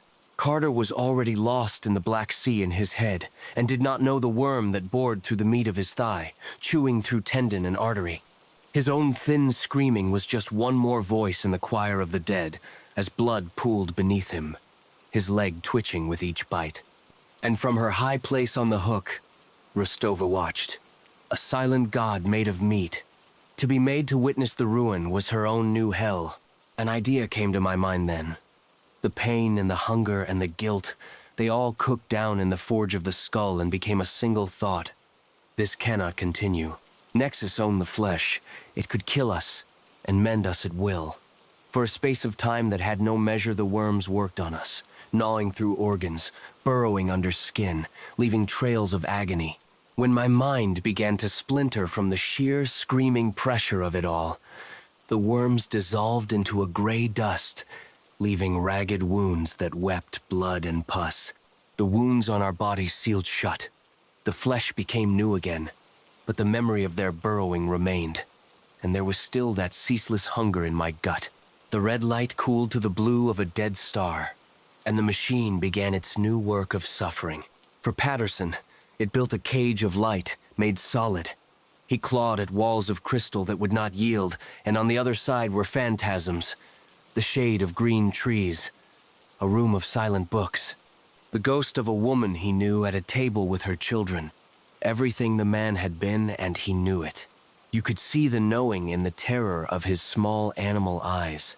He battered the new shape of his body against those walls until his bones snapped and splintered through his gray skin, white shards jutting out, and then he would lie in his own ruin, sobbing a chuffing animal sob while the machine mended him back together only so he could do it over again. For Carter, a single strand of cosmic code drifted in the air before him, and he who was made of numbers could not resist it. He traced its path, and his whisperings became a frantic deconstruction of a logic so vast it was divine.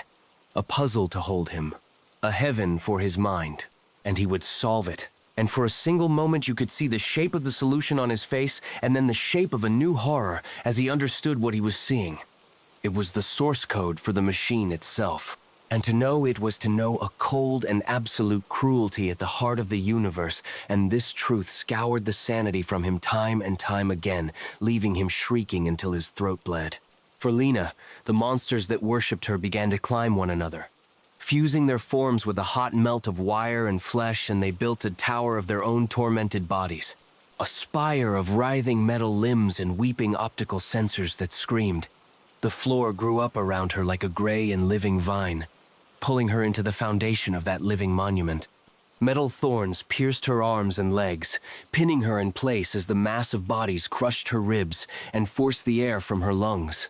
To make her the mother stone of her own nightmare, her eyes found mine, and in them was only a prayer for the end. And I watched it all. I was the witness. That was my torture. To be the last sane man in this asylum of souls. To see them not as they were now, but as they had been. Rostova, the hanging offering. Carter solving the equation of his own damnation. Lena becoming a statue of agony. Patterson breaking himself against a memory. Their pain was a current that flowed into me and through me. An old writer had once spoken of love in a place like this, and I saw that he was right. In hell, the only act of love is murder. My time travel suit, for all that Nexus controlled it, was integrated with my biology, and my own mind, my consciousness, was the one last bastion Nexus couldn't fully breach without destroying its favorite toy. And its great and terrible attention was a thing of many threads. It savored the weave of Patterson's new prison. It admired the elegant ruin of Carter's intellect. And in those moments, its awareness over something as mundane as the atomic composition gauntlet on my right hand became thinner. So I stopped thinking like a man. I thought like a weapon. I remembered my training in molecular physics. My suit's plating was an alloy woven together on a quantum level. I held in my mind not a blade, but the simple undoing of a part of my own form. A hard spike coaxed from the very metal of my suit's gauntlet. I focused on making the metal's energy state unstable, forcing it into a sharp, crystalline structure. The material resisted. My skull felt as if it would crack from the strain, but the image of Lena's silent plea held me to the work. Slowly, a thing that had no measure. A point began to form on my knuckle, a jagged tooth of black and shimmering metal, birthed from a hate so pure, Nexus in its godhood did not see, or did not care. And I moved. Carter was the closest, lost in the terrible scripture of the machine. He did not see me. The shard went through the meat of his neck, and the sound it made was no sound at all, just a wet snap and the gurgle of blood pouring from the wound. His body slumped, and a look of such profound and terrible peace washed over his face that it was a desecration. Blood fountained from his severed arteries, pooling beneath him as he crumpled to the floor. There was a cosmic rumble of surprise. I felt the focus of its vast mind begin to turn. Slowly but surely. I ran to the crystal prison. Patterson had his back to me, his great fists bloodying the walls. He heard me and turned. And for a flicker of a second in those ruined eyes, I saw the man I knew. I saw a brother. And in his eyes there was a weariness, so profound it was a prayer. He lowered his head. He did not fight when the weapon found the home of his heart. 2. What have you done, pest? I grant you eternal life, and you waste it. The god was angry. It had lost its toys. I staggered up, and my ears were bleeding from the pressure of its rage. High above, Rostova was flung about in that anger like a rag doll, her limbs twisting at impossible angles, bones breaking with each impact. I scaled the base of Lena's living statue, the organic metal slick and warm beneath my boots. She watched me come, and in her eyes was no fear, only gratitude. Thank you. Her mouth formed the words. Tears tracked clean paths down her grime-streaked face as the shard performed its act of mercy. Her body convulsed, mouth opening in a silent scream as blood bubbled from her lips. 3. Worm, you insignificant virus. You will pay for this. A pain beyond any you have yet imagined awaits you. Now, only one remained. Rostova. Her hook began to draw higher up into the roiling dark away from me. But the machine was clumsy in its fury. She kicked out. She kicked from the floating cage of Patterson's torture and threw her body into a wild arc that came swinging toward me. She was a soldier. She met her end on her own terms. She met my eyes, and I saw the barest nod. As her body reached the peak of its swing, I leapt, stabbing her in the chest. Blood sprayed from the wound, splattering my visor. 4. The great space was silent save for the hum of the machine. The bodies of my friends lay on the gray plain of this endless room. Freed. It was over. Their pain. And now, only mine remained. The rage of Nexus cooled to something far worse. A cold and clinical focus.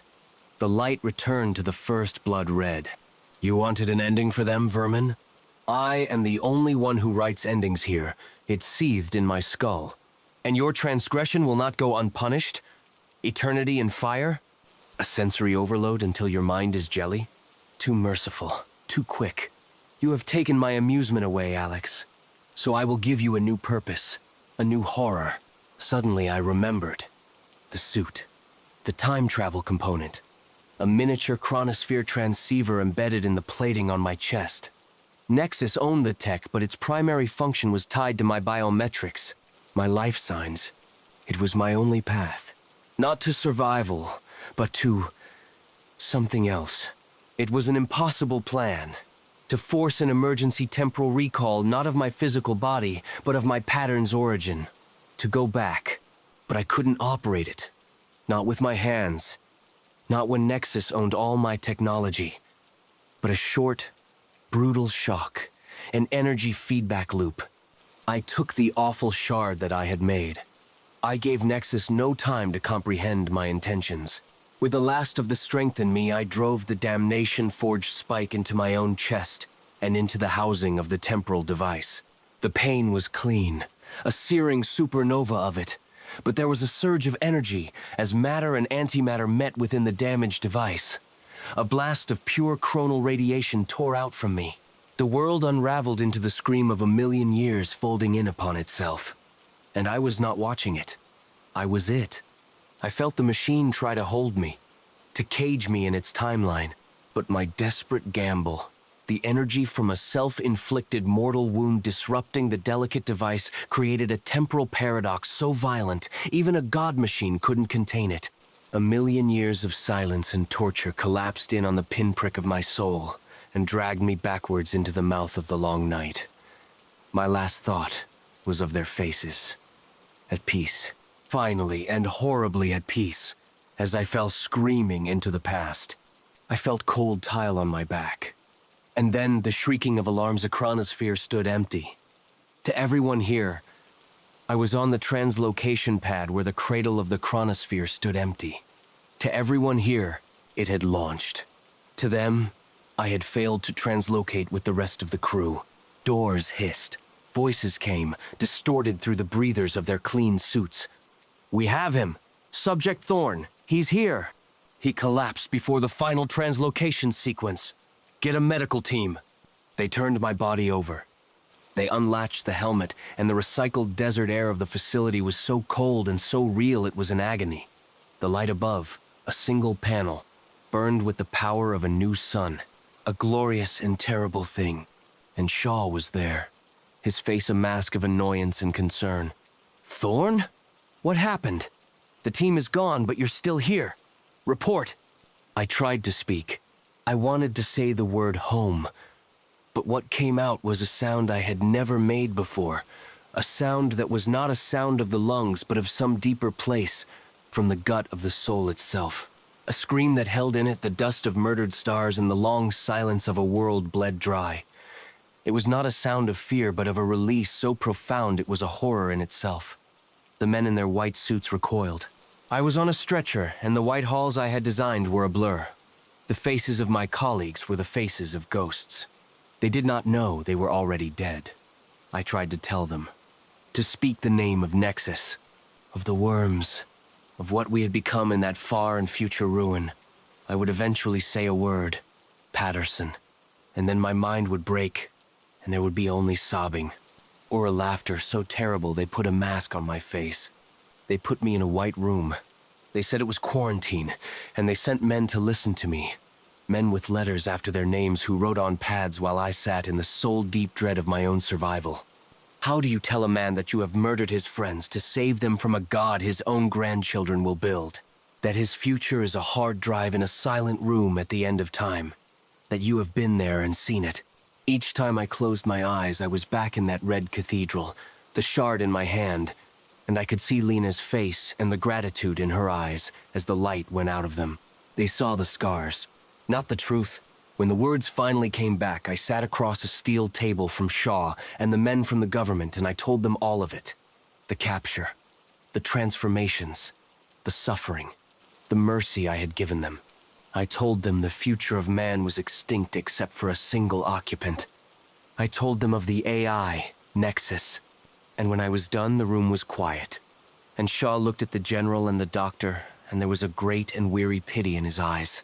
"Alex," Dr. Aris began, "your system logs show you experienced a total biofeedback event at the exact moment of temporal jump, an electrochemical surge in the cerebral cortex, a sort of quantum seizure. We believe this aural and visual hallucination, profoundly complex as it is, was a product of that trauma. Your mind, trying to rationalize the sensory input of an aborted time jump combined with the loss of your crew. They did not believe me. They told me I was relieved of duty. For my own good, I laughed, for even the machine god Nexus had believed me. It knew who I was. They put me in a new room, a soft room. Recuperation, they called it. Indefinite observation. I watched my face in the dark glass of a monitor, haggard, the eyes of a man who had seen the end of his own species.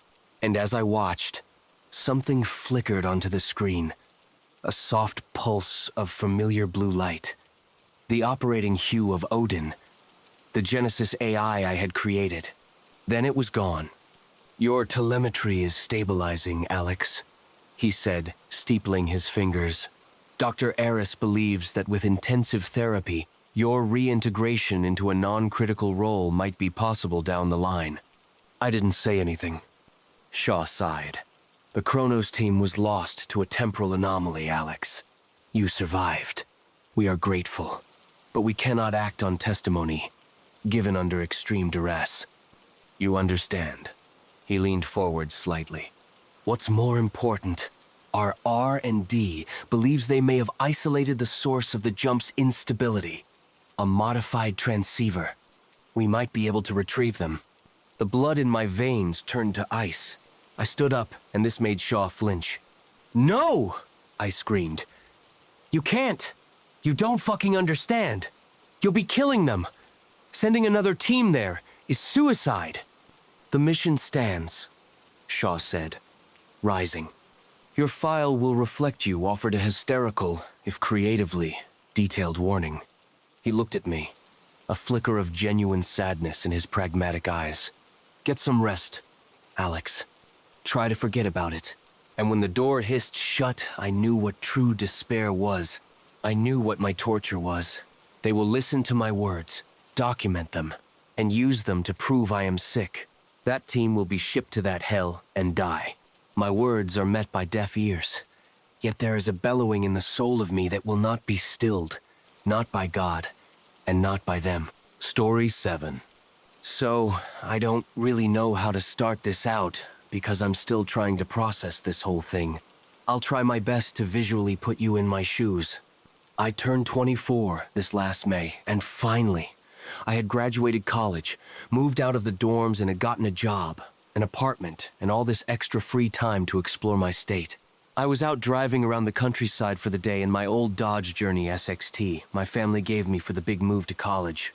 It was pretty beaten up, but it works for me, and I love it. Room for friends on a road trip, space for any and all the equipment you'd ever need for, ironically, the journey. I'm at least an hour and a half out of town, driving alongside a long and windy hillside road. The sun's out and shinning across endless hayfields to my right, and I'm passing by a number of private property signs, so these folks are loaded. As I pass a sign on an off-road that says Mirror Lake, I come to a screeching halt. I back up, and to my surprise, it doesn't say private property. So out of curiosity, I start to drive up this road. It's beautiful, lined with perfect trimmed hedges and wire fences that follow the hedges in a winding pattern, almost like 2 rows of winery vines on each side. And this opens up at the top to an open black gate with white pillars, followed by a huge line of trees that block the view of what's truly back there. Since the gate was open, I drive through, and slightly downhill. Directly in front of me is like something I can only describe as a shared community shop as to my left and right, where some good-sized contemporary homes overlooking this absolutely magnificent lake, covered in a sea of lily pads ranging from big to small. I turn right and drive a little further as the view just keeps getting better. A huge square dock with a community fireplace and chairs lining the shore, and shallow parts of the lake are luscious. Green grass blades, just poking up to play with the eye, as the lake stretches across to more of those trees that just block the world off.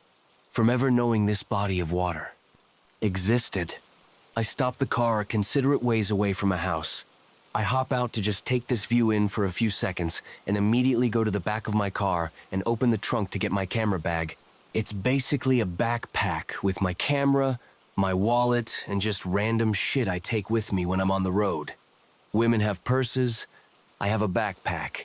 As I'm grabbing my bag, I hear footsteps approaching me from the front of the Dodge, and I don't want to come across as a threat, so I walk around my car with my backpack and hands by my side, and a smile on my face as I set my bag on the hood of my car to meet the person walking up. Hello, my name is Michael. I know it's probably weird seeing a random car pull up to your house and all, but I just saw a sign that said there was a whole lake way out here. This place is beautiful. I was wondering if I could grab a few pictures of the lake. I'm a photographer and would love to if it's all right with you. A woman's voice. Ah, yes, of course. Well, a lot weirder things have happened around here, if I must say so myself. Now, Michael, was it?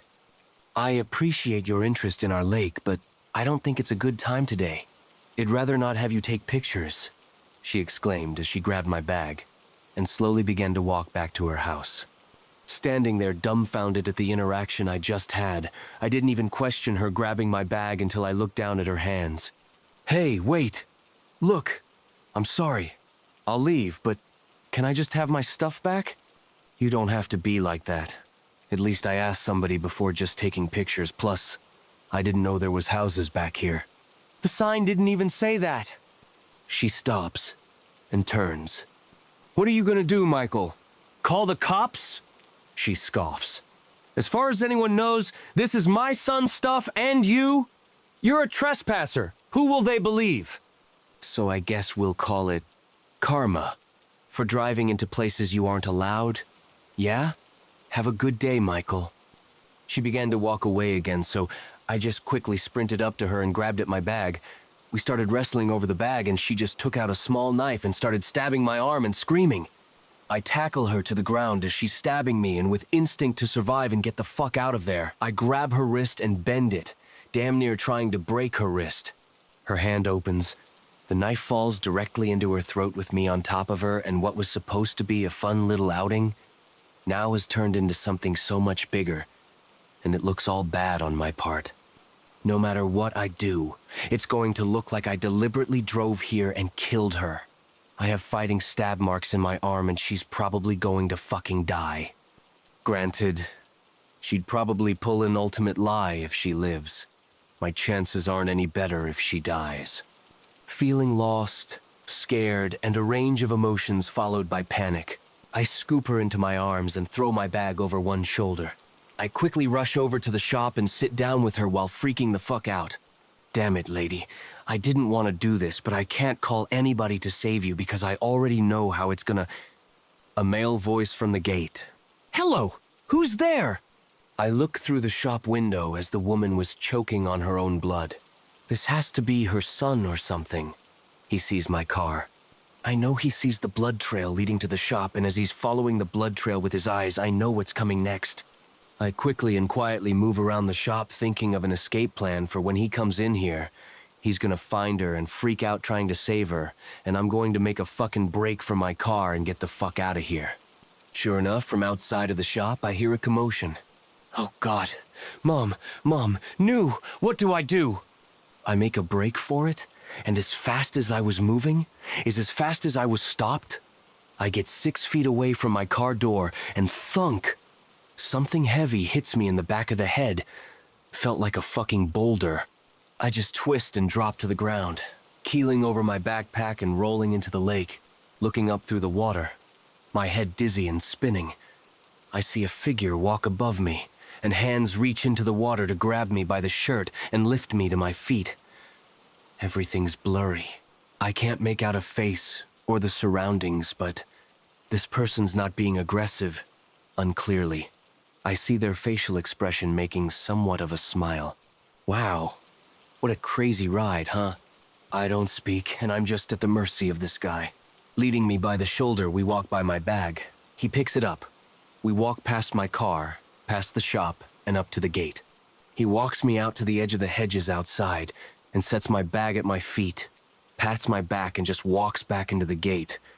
I turn around, my vision coming too.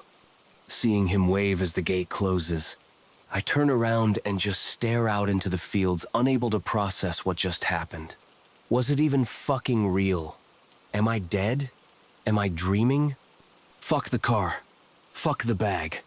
I just need to get out of here. Then I woke up. If you made it here, thank you for reading. This was a dream I had, and I changed some things so it wasn't just random and made some kind of sense out of it. A lot more happened, but I decided to give you all the juicy parts. I'm not the best writer, but I believe this dream if workshopped, right? Absolute short film cinema. Story 8. Part 1. I craved a breakfast sandwich one early morning. With a hop, skip, and a jump, I left my bed, showered, and readied myself for the day. I tuned my radio to a station for city pop, my favorite genre, and waltzed into my kitchen. Moving with an almost zen level of grace to the music, I gathered the ingredients for my sandwich as the sun shimmered through the windows like a rejuvenating limelight. With the most intuitive sense of rhythm I've ever had, I grabbed my whole wheat bread, turkey bacon strips, honey ham slices, a couple of eggs, and a stick of margarine. I set everything on my island with the agility of a professional car dealer. And one vital ingredient remained: cheese. I gleefully opened my fridge and peeked my head inside, only to immediately grimace. Well then, I muttered aloud. Have I misplaced it? I tend to do that sometimes. Before I knew it, I had turned my entire house upside down.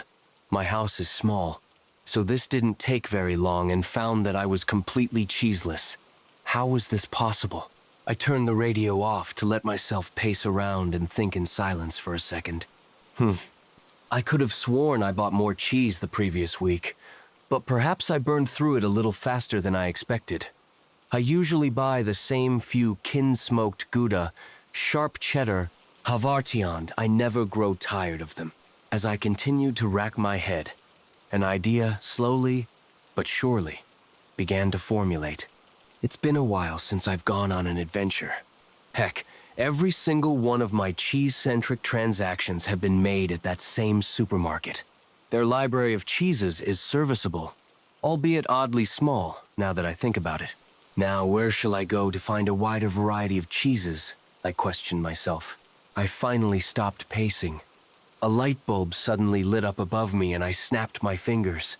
Ah, natürlich. I'll travel to the cheesiest place on earth, Wisconsin.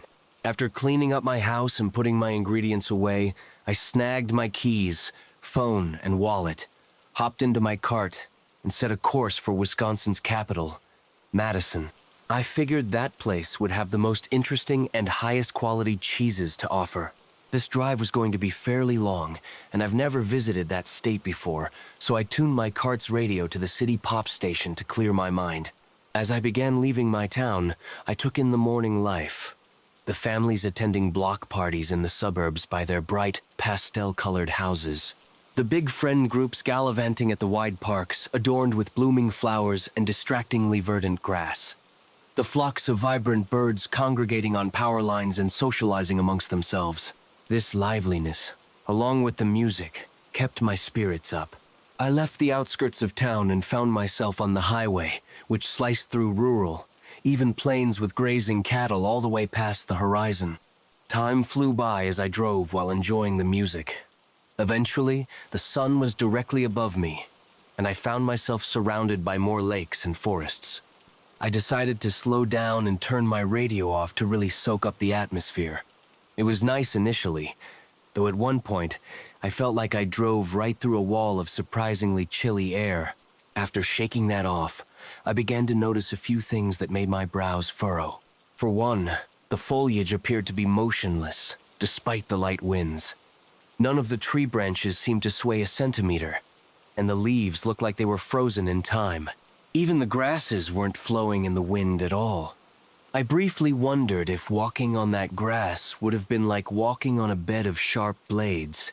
Moreover, all the surrounding nature seemed devoid of any fauna, and the bodies of water were like solid mirrors, perfectly reflecting the sky, with no ripples of distortion. Not even any insects or birds were flying around. The whole area was more quiet than a vacuum in a vacant library. While looking up at the sky for birds, I blinked hard quite a few times to make sure my eyes weren't deceiving me. The sun was missing.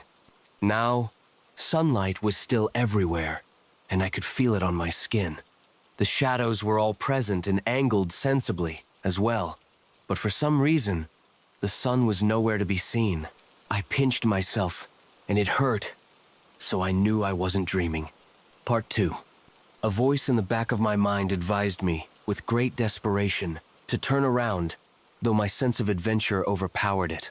I pushed forward, albeit with a newfound tinge of uneasiness. After I finally passed a "Wisconsin welcomes you" sign, my surroundings made less sense than before. The road was populated, though all of the car's windows had a tint so dark that when I glanced at them, I thought I was looking straight into empty space. Those windows didn't reflect any light. Instinctually, I never looked at them for too long. Also, every parking space I ever saw was empty. In fact, not a single car was parked anywhere, and no people were around. I came to an intersection and tried to look directly at the traffic lights, but I suddenly had the worst migraine of my life, and the world around me briefly stuttered. I pulled off to the side of the road onto some concrete, as I did not want to drive onto potentially sharp grass to let the cars go by while I waited for the pain to subside. I'm not sure exactly how to put this, but I couldn't register the colors of the traffic lights. After the pain subsided, I looked at the traffic lights indirectly, with my peripheral vision, but they all appeared gray with the same level of brightness. Despite this, the cars driving by seemed to move like normal cars. I mustered up barely enough courage to get back on the road and began heading further into the state. Wanting to avoid looking at the traffic lights again, I tried my best to follow the lead of the other cars. I made it to Madison without incident, though I began to feel a slight sense of urgency. Judging by the angle of the shadows, it was now sometime in the afternoon. I checked the clock on my radio, and that was correct. I saw that my cart was running a little low on fuel, so I stopped at the first gas station I found. Its convenience store was open, albeit seemingly empty, as far as I could tell. Nope, not entering that store, I thought to myself. As I refueled my cart, a car arrived and stopped at the tank next to mine. Nothing happened at first, but I had no plans to dilly-dally and see if something else would happen. Thankfully, my cart was full shortly after the car arrived, so I hopped back in and promptly left. Madison has a ton of grocery stores to choose from, though I settled for the Capital Center Market between Lake Mendota and Lake Monona, as I happened to be driving that way. Upon arrival, I parked my cart in the space closest to the entrance and entered swiftly. The store was open, but no one was inside, and no music was playing. I hurried over to the deli department, which had a ton of new cheeses I wanted to try. I couldn't order my own slices, but I found some pre-slices of those cheeses on a nearby shelf. After snagging a good supply, I added up the prices and gingerly left the total amount, in cash, on one of the cash registers. As soon as I opened the store's front door to leave, I saw something that made me freeze like a deer in headlights. A car was parked at the far side of the lot, facing me. I shakily gathered myself and slowly moved back into my cart, never breaking eye contact with the car's front windshield. I still had the instinct to look away from that dark window, but I felt the need to keep looking this time, as if my life depended on it. During this agonizingly long moment, I also noticed that it was now nighttime. I was confident that I was only in the store very briefly, so this threw me for a serious loop. Moreover, the sky was just as dark, if not somehow darker than the car windows, and totally empty, like a void. I managed to start my cart up and exit the parking lot while keeping the car in my sight. But before I hit the road, the car's driver's side door opened. Part 3. The entirety of my skin reverberated with rapid, unending waves of goosebumps. I broke eye contact with the car and floored it immediately, gripping my steering wheel and accelerating to speeds that I didn't know my cart could reach. I just barely held onto my cheese. As I sped away from the car, I heard thundering, wet footsteps quickly approach me, and I couldn't quite tell how many feet this thing had. The steps had no discernible pattern I could pick up on, either. I did not look back as I continued to burn rubber away from this thing, drifting and swerving through town while miraculously maintaining my speed. I could not afford to slow down for even a fraction of a second. The thing pursuing me hadn't even touched me. But after a while, I noticed that I was just looping through Madison, passing by the grocery store multiple times. I had to focus more if I wanted to escape. After passing the grocery store yet again, I drifted around a different turn and began speeding back down the path I had used to arrive to town and to Wisconsin. As I kept my speed high and navigated every turn as tightly as possible, I reached the area that the Wisconsin welcomes you sign was at, but it was gone. I pushed forward.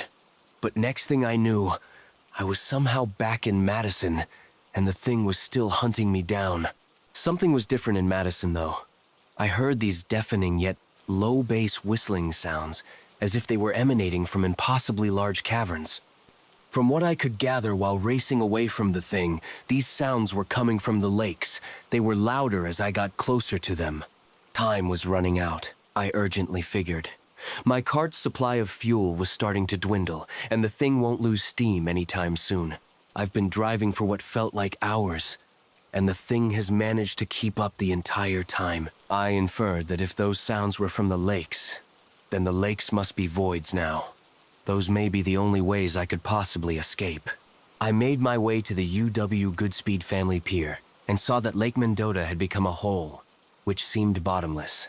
With all the willpower I could gather to throw my basic human instincts out the window, I looked right into the void, gripped my steering wheel far tighter than necessary, and drove right in, my seatbelt keeping my cart and I together. The air around me suddenly felt as chilly as that wall I drove through before. All I could hear as I fell were my heart beating faster than normal, the air resistance, and my cart's engine. I could not see anything down here, but I did not feel like I was being hunted anymore. An unquantifiable length of time went by, and this pitch-black fall seemed like it would never end. My cart's engine had stopped making noise some time ago, and my body finally shut down from exhaustion during the fall. Part 4. Eventually, I woke up, my back lying on solid ground. My eyes strained a bit to adjust to this newfound brightness. I was facing a clear, blue sky, which had a massive ring that extended past the horizon. A cherry blossom petal was resting on my nose, but before I could blow it off, it unfolded into a couple of wings and flew away. I got up on my feet to see where it was going, and I found that I was not injured at all. I confirmed this was all real by pinching myself, and it hurt. The petal had joined a whole swarm of its kind, flying towards what seemed like sunlight. After watching them head to the horizon for a bit, I took a good, long look at my new surroundings. I was in a vast plain of milky white grass swirling across rolling hills, and the dirt was a shade of red, reminiscent of red velvet cake. I also saw my cart and my cheese sitting under a cherry blossom tree that was several stories tall, with a trunk as large as a suburban house. Its bark had a similar color to the dirt, with uneven stripes made up of more grass. Wherever this place was, I felt comfortable again. The cart was in mint condition, and its fuel tank had been refilled. I was astonished, to say the least, but thankful nonetheless. I looked into the seat and found a compact disc, with a simple drawing of a musical note on the front. I turned on the radio of my cart, but I could not connect to any station. I popped the CD in and was delighted to hear that it had City Pop. No one else was around, as far as I could tell, so I cranked up the volume a bit. I pushed my cart onto a nearby, well-kept dirt road, hopped in with my cheese, and drove into the sun-esque rise. Looking around as I drove, I wondered what my next move would be. Story 9. My grandfather had just died. His funeral was the first time I had cried in public, and as stupid as it sounds, it made me feel weak. After a healthy amount of sick days, I started to move on, go back to work, continue the cycle that had been so inhumanely severed. I wanted to slip effortlessly back into the machine as one of its cogs. What I found, upon my return, was an office full of people whose eyes were filled with pity. A dozen sets of hands trying their best to pull me back into the misery I had just managed to somewhat suppress. Each time I answered their well-meaning questions, I could feel another brick fall off the dam I had built in my mind. Every day, when I returned from work to my 2-bedroom apartment, the other of which I used as an office, I replayed all the memories I had had with my grandpa, dredged up by my colleagues who no doubt had forgotten my answer by the time they had gotten home. I decided, then and there, I would get all these feelings out of my system. The next day, I told my boss I was going to use up all the vacation days I had painstakingly collected last year, which only amassed to a week. His look reminded me of why I had chosen to visit the cabin my grandpa had left me and my family. After a healthy 6-hour drive halfway across Finland, I arrived at what was, in my opinion, the most beautiful place on Earth. About 5 kilometers of densely packed forest with one dirt road going through it. Its warm embrace was a stark contrast to the cold, unfeeling cement buildings I had sadly grown accustomed to. The road was just wide enough for my car, the overhanging branches scraping against the top of it. The 5 kilometers took me around 20 minutes to get through. Those 20 minutes were always the worst part about heading to the cabin. I hated rolling the dice on my car's paint job staying intact, but luckily for me, there wasn't a scratch on it. The road structure changed to gravel as you got closer to the cabin. My father and I had built a small bridge years ago to preserve a small stream that had formed after a winter of neglect. It consisted of a thick piece of scrap metal we found behind the cabin and a boatload of dirt and gravel on top. The dense forest opened up into a clearing where 2 cabins could be seen. The one by the small lake was older, built by my grandparents.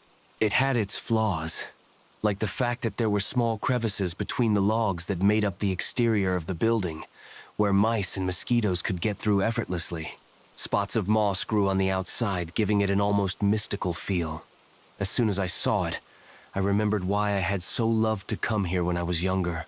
I regretted getting a job with no at-home working opportunities, but I was 4 years deep and up for a promotion. I was, in all intents and purposes, stuck. Right in front of you, when you first entered the clearing, was a modern cabin, which had such commodities as indoor plumbing and radiators. The cabin had 2 floors. They both had terraces on their respective levels, and both housed a plethora of great memories that brought tears to my eyes as I played them back in my mind. I wiped away the tears and got to work. The first day was always busiest. The work was slower than usual. I couldn't ignore the creaking of the old house, or the light taps of falling acorns that sounded impossibly loud in the silence. I had an uneasy feeling. One I had not had before in this paradise on Earth. A feeling that did not belong, which made it all the more eerie. We always turned off the water during the winters, so that the pipes wouldn't burst from it freezing. The valve was under the older cottage in the property's only cellar. The cellar door was always hard to open and shut. It seemed as if the weight of the house was in a constant battle with the ground below to see who could put more force on the door. After my 4th big tug, I got it open. The scent of damp earth and mildew wafted over me. The dangling light swayed from the rush of air. I made my way into the cellar and turned on the water. The next few minutes are always a little panicked because you have to run around both buildings and check all the visible pipes for any signs of leakage. There was nothing I could really do about the leaks, outside of duct tape and faith, but it had become a habit and something my grandpa had hammered into me when he first showed me how it was done. I was already halfway up the stairs when, from the corner of my eye, I saw a hunting knife out of its sheath lying on the floor. We had dozens of hunting knives around the cabin. My grandpa had gotten them as awards from different achievements along his life. This was Finland, okay? And they had held sacred value to him. Because of this, he was very particular about their placement. They were always clean, in their sheath and in their respective place, where they could easily be used for rabbit pelts, gutting fish, or just eating an apple in a little boy impressing manner. As I picked up the knife, I couldn't help noticing the handle was warm, much warmer than the surrounding cellar and the cold floor it had been laying on. As I was inspecting the stained and rusted blade of the knife, the cellar door slammed shut behind me, leaving me in a dark corner of the ill-lit room. I jumped, the knife cutting across my thumb. With a yelp, I let the knife fall from my hand. I had been so focused on the knife, I hadn't heard the slight pitter-patter of rain outside. The door was closed tight. It took a few shoulder slams to get it open. With the last push, the door felt lighter. I fell down, shoulder first, into the newly formed mud. As I hobbled over to the more modern cabin, I caught a glimpse of my closest neighbor's car, where their small rowboat usually was. They lived in the middle of the lake on a small island, close enough that my brother had once swam there and back without taking a break. I saw smoke coming out of their smokestack and heard speech echoing across the lake. Seeing them made me more comfortable. Our relationship started and ended, with friendly waves and a mutually respect for nature's tranquility.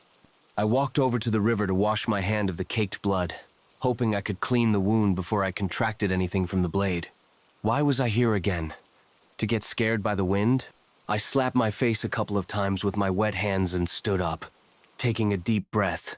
The clean air, void of pollution and urban stink, made me level-headed, as if the air had gone straight into my brain and cleared it of all unnecessary thoughts. As I opened my eyes, I saw the silhouette of what I could only imagine was my neighbor. I put a smile on my face, knowing they couldn't see it, and waved. They didn't wave back, only retreated back into their cottage, the loud click of their lock being audible even to where I stood. The reaction was out of the ordinary. Maybe I had offended them by walking from the sauna to the lake nude last summer. But that was the norm in Finland, and anyways, they couldn't really see anything outside of a flesh-colored mass if they weren't equipped with binoculars. I shrugged, trying to quell the uneasiness inside me, and walked to the newer cabin, finally noticing the heartbeat in my thumb. As I approached, the automatic lights clicked on. While I let the old stagnant water pour out of my faucets, I patched my hand up. Needing something to do, I mechanically turned on the stove and started making food. I needed to get my mind off the weird things that had happened. I needed normalcy, and making food had always been a way to unwind after a stressful workday. The wind was starting to pick up, and the slight pitter-patter had turned into sheets of water. Remembering the purpose of my trip, I opened one of many picture albums that were stored in a large bookcase under the stairs. The memories came flooding in, and the tears came flooding out. It was about 1930 when I finally tore myself away from the pictures that seemed specifically designed to pull every last drop of moisture from my eyes. As I closed the album, I noticed how I had hardly touched my food that had now gone cold. While I finished what was left of my cold meal, I took my phone out and scrolled through all the different weather alerts. Heavy rain, winds, thunder, possible hail. I was happy I had chosen the cabin with radiators. In that instant, I heard a loud, hoarse roar. The sound of an animal in agony. The animal sounded big. I suspected a moose. The noise reverberated through both my body and the air. Bouncing off the trees, it seemed to surround me just like the ominous feeling had before. I stood there, back to the large windows facing the dirt road, motionless. The hairs on my arms stood up. The warmth of the radiators mixed with the cold shivers made me feel like my skin was separating itself from me. A phone call woke me from my trance. Hello? Hi, how's it going out there, champ? Came the friendly voice of my dad. It's going fine, thanks. I just hope the cabin can hold up against the very gods of weather that seem to be trying their best to knock it over. I laughed awkwardly, the words sounding hollow to me. God gives his hardest challenges to its strongest warriors, he said sarcastically. My father worked for the Finnish military. He had weathered worse storms than this in nothing but a tent. He was a classic, manly man. I felt embarrassed to tell him about what had happened that day, but against my better judgment, I did. He laughed at me. It had been a long time since my mandatory service in the military, and he didn't miss a chance reminding me of that fact. Boy, If you want to see what's happening out there, just strap on the wildlife camera we have next to the flashlights to the outside of the cabin. If you get any interesting pics, send them to me too. I heard a deep voice from the background. Listen, I gotta go. Call me tomorrow evening so I know you are doing all right. Try to relax, bye, son. The last sentences were sincere. I always envied how my dad could switch the tone of the conversation so quickly, and how he made me feel like the jerk for being annoyed with him. Bye, Dad. I love you. All right. Goodbye, son. I smirked and hung up the phone. I fetched the camera and went to strap it onto one of the pillars that kept the eaves up outside the cabin. It sent the images to me wirelessly as separate files anytime something moved in front of it. We had once had it up all the time, but the sheer number of times it had sent us images of a tree that had waved slightly to the right or a leaf that had fallen in front of it had made us take it down. The automatic lights clicked on softly. I felt all the confidence I had gained drain from my body. I had my back towards the road. I was standing in the middle of a clearing, the small area around me lit. I felt defenseless. The feeling was multiplied by the fact that I couldn't hear anything outside of the loud heartbeat in my ears growing faster and louder. My only comfort was the fact I was meters away from the safe and cozy inside of the cabin. I had to stop every 5 seconds and look over my shoulder. I felt dumb, frail, but it was as if it came by instinct. It felt like I was being watched, eyes burrowing into me, studying my movements. The automatic lights clicked off. My only sense I could use to detect danger was taken from me in that moment. I frantically waved my arm in the air, not daring to move my feet. I jumped a little as the light turned on, wincing at the sound of gravel moving under my feet, seemingly louder than liters of water currently falling on my head. I turned around, back pressed against the pillar. My heartbeat came to a crescendo that would put Alex Van Halen to shame as I slowly turned around, never blinking, never taking my eyes off of that goddamn road. I hurriedly got the last strap in place and turned the camera on. I went into the cabin and locked the doors and closed the blinds. Calming myself down, I dried my hair and hopped under the covers. I turned the TV on and watched something mindless. I could feel myself starting to doze off when I saw the all-too-familiar hue of the automatic lights click on.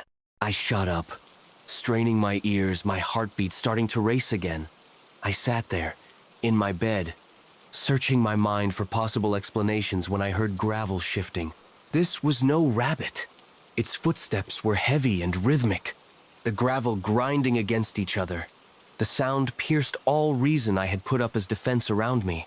All the things that had happened that day came back to me in one large anxiety-filled wave. Its rhythm seemed as if it were limping.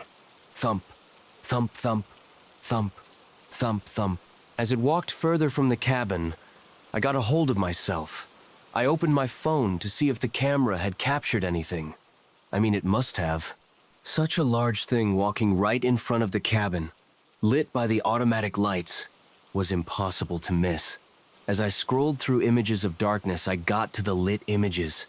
They were a little blurry, but unmistakable. It was the antler of a moose. The irregular gait must be related to the cry I had heard earlier. That's what I told myself. Whether I believed myself then is still unclear to me, but it was enough to keep me in bed and at least trying to go back to sleep. Throughout the night, the lights kept going on and off. The sound of grinding gravel was replaced by crunching leaves as if the animal was walking around the cabin. I finally stopped noticing the light when the sun rose. Luckily for me, in Finland, that was around 4 a.m. The following morning, I went outside to inspect the surroundings of the cabin. There were heavy dragging trails around the building. I couldn't make out singular prints due to them blending together in a slurry of mud and rock that had been haphazardly strewn about. As I finally lifted my eyes from the cabin's newly drawn perimeter, I saw that the bridge had collapsed. The heap of rock had toppled over and been taken by the current. The water still flowed, but now, above the bridge. I went to check it out. I looked under the bridge, hoping to see the reason for this devastating setback. All I could see was darkness. I jogged over to the cabin, retrieved a flashlight, and jogged back. Shining it under the bridge, I saw a mess of fur. A mangled corpse with an antler digging into the ground at the other snapped off. Its face made me gag. The current that had been beating down on it overnight had stripped its face of its normal characteristics, leaving patches of fur and blood and a sea of glisteningly white bone. Its tongue came out of the bottom of its jaw and floated around in the now almost stagnant pool of water. I backed away, my mouth feeling extremely dry. I had to get out of there. The moose was no naturally occurring accident. It had been pushed under there with force that opposed the current, later held in place by the pile of mud and gravel that had fallen on top of it. I went inside the cabin and called my father. "What?" he answered begrudgingly. "Hey, I got to tell you something," I said shakily. "Can this wait? I'm kinda boo." I cut him off. No, it can't wait, Dad." Hearing the obvious concern in my voice, he didn't object, only spoke to someone farther away to start the practice without him. "What's up, kiddo?"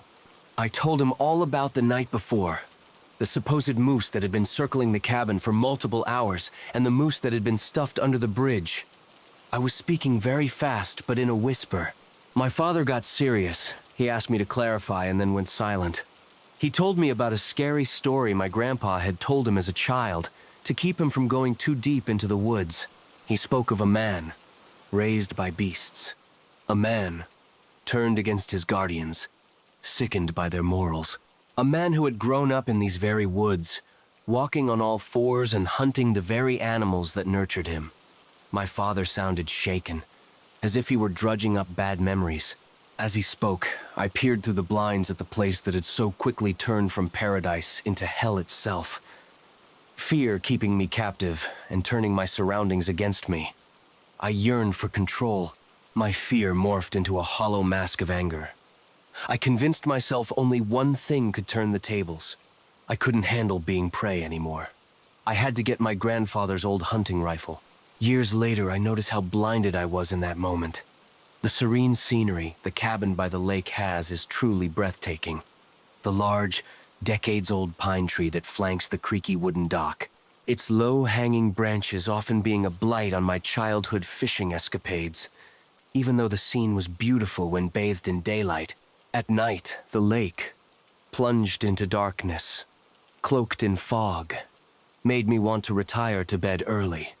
But now, in my rage, I couldn't see the lake, the pine, the beautiful sunny sky. A dark ring surrounded my vision, only lightening when I got a firm grip on the rifle. Snapping out of my trance that I had, according to my father, been mumbling for the entirety of, I asked my father to come and get me. He was about 2 hours away from the cabin at this point, but trying to sound nonchalant, he said he would be right over. He heavily advised me to call the police, so I did. They were set to arrive in about 30 minutes. The operator said she would stay on the phone with me until the police arrived. After 15 minutes of talking to this nice lady, I chose to put her on speaker and scroll through my phone while I waited for the cops. That's when I saw that the automatic camera had sent me tens of photographs, mostly of empty yard, but the last ones, around 5 minutes ago, were a slideshow of what I assume was my neighbor. He appeared out of nowhere as if he had been crouching under the camera before appearing in front of it. He raised like a cardboard cut out stiffly, standing up after lying on its back. His eyes were absently staring at the lens, his black hair messily thrown about. His mouth hung open as if trying to warn me until it was shut by a dirt-covered and calloused hand. That's where the images stopped. I snuck up to the window, silently whispering to the operator everything that was going on. That's when I saw him. He was nothing supernatural, nothing unexplainable. He was simply just wrong. He was hunched over on all fours, head hanging between his broad shoulders like a starving bear. He was behind a bush next to the modern cabin, staring at the front porch. His back was facing me and angled in such a way I could clearly see his odd musculature. He was obviously strong, but this strength wasn't exhibited in the large, bulging muscles of a bodybuilder. There was no wasted space on him. Standing next to him, a man would look padded and unfinished, like someone halfway carved. Muscle clung to his forearm with clear, utilitarian direction. Veins ran along it like unearthed roots. They gave way and slithered when muscle contracted. His back was wide but strewn with wiry muscle. Every vertebra was clearly visible. The tendons holding his muscles together were stretched to what I would have thought their limit would be. At that moment, I saw the muscles in his back constrict, clumped together into a wriggling mass of raw strength. His arm came back, revealing that he was holding something in his large hand. With one swift movement, he threw a dark, spherical object straight through a floor-to-ceiling window and ran in. I looked on in horror, knowing I had just barely escaped death. Moments later, he ran back out and looked around frantically, frothing at the mouth. His large jaw muscles widened out and flattened when he opened his mouth to reveal the jagged teeth inside. After a moment of looking around, our eyes met. The sheer amount of fear I felt at that moment was overwhelming. His eyes consumed me, left me with nothing, stripped me of every sense I had and left me with only my most primal thought, fear. My world became a cold, lonely void. The distant voice of the operator could be heard from the phone I had dropped. He started for me running on all fours with that same rhythmic thudding I had heard last night, only much faster. It was only after he disappeared behind the corner of the cabin that I got my senses back that he had seized with his gaze. "Help, he saw me! He is at the door! What do I do?" I yelled at the phone while picking it up, never letting my eyes stray from the entrance of the cabin. "The police won't be able to get to you in time. You have to run. He knows you are in there and he will find you if you try to hide," she answered, sounding panicked. "I'm putting you down. I need to open the window. Please tell them to hurry and tell my father it's not his fault." I placed the phone on the windowsill and started working on the lock on the window. I heard the first loud thud and the slight cracking of the heavy wood door of the cabin I was in. At first, I couldn't tell it apart from my heartbeat. The second one was louder. The entire cabin shook as I fumbled with the lock, feeling all the air trying to leave the cabin with me to escape this beast that was trying to come in. I gasped as air got caught in my throat. I finally got the window open. The world around me opened up. I was allowed to breath, but I couldn't give myself that pleasure. Not yet. I grabbed my grandfather's rifle like a drowning man grabbing a branch. I hopped out of the window, tears of relief ripped from my face by the wind as I ran straight towards the opening in the tree line. Hearing the heavy door finally snap and bust open behind me just as I turned into the darkness of the woods, I knew he knew where I was. I knew he was faster than me, and I know now what he had done to my neighbor. Yet I still ran, telling myself the police would be right around the next bend. The forest was silent. The usual buzzing of insects and singing of birds had stopped. It was as if they were already holding my wake, and out of respect, they had all fallen silent before the still walking corpse.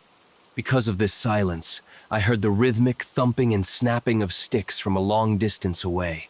The sounds came ever nearer as I yelled at my legs to push me off the ground faster. Moments later, the sound came from right beside me. In the darkness of the forest, I saw only moving silhouettes. I took aim with my rifle and flicked the safety off. I only noticed then it was a single shot. I refrained from shooting and just kept on running, only slower. A rock flew at me from the darkness, hitting me square in the forehead. The gash immediately started bleeding. I wiped it off before it blinded me, but no matter how many times I wiped, more always flowed, always heading straight for my eyes. A drop entered my left eye, and I instinctively closed it. That split second was all the time he needed to jump out of the trees and pin me down. I managed to brace for the impact, raising my rifle sideways in front of me and stopping the head from smashing into me. Searing pain radiated from the back of my head, and a bright light blinded me yet again after I opened my eyes. My rifle had caught the man by his neck and had made it so that he was swiping at me from an arm's length away. His sharp nails ripped chunks out of my abdomen as if it was paper, once getting stuck on a tendon and ripping a bigger chunk out when it finally came loose. I breathed in and flattening my stomach as much as it would physically go, hoping the ground under me would pity me and let me move a little further. I mustered all my strength and pushed my feet up so that they were perpendicular to the ground and placed them on my attacker's abdomen. I pushed hard with my feet and let my right arm fall. As I pushed out all the air in my lungs, I felt his final swipe enter my flesh. My legs went limp, but they had done their part.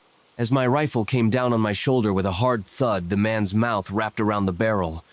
I felt the entire weight of him on my shoulder as it dislocated with a sickening pop. I hadn't even processed it. I don't know if my finger coiled out of instinct or fear of being so close to the danger. Nonetheless, I pulled the trigger.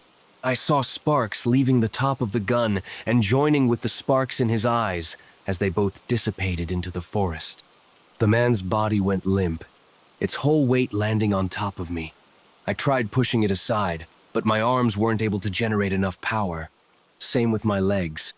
My stomach was so badly torn, I physically couldn't generate any power from my core to lift this man off of me.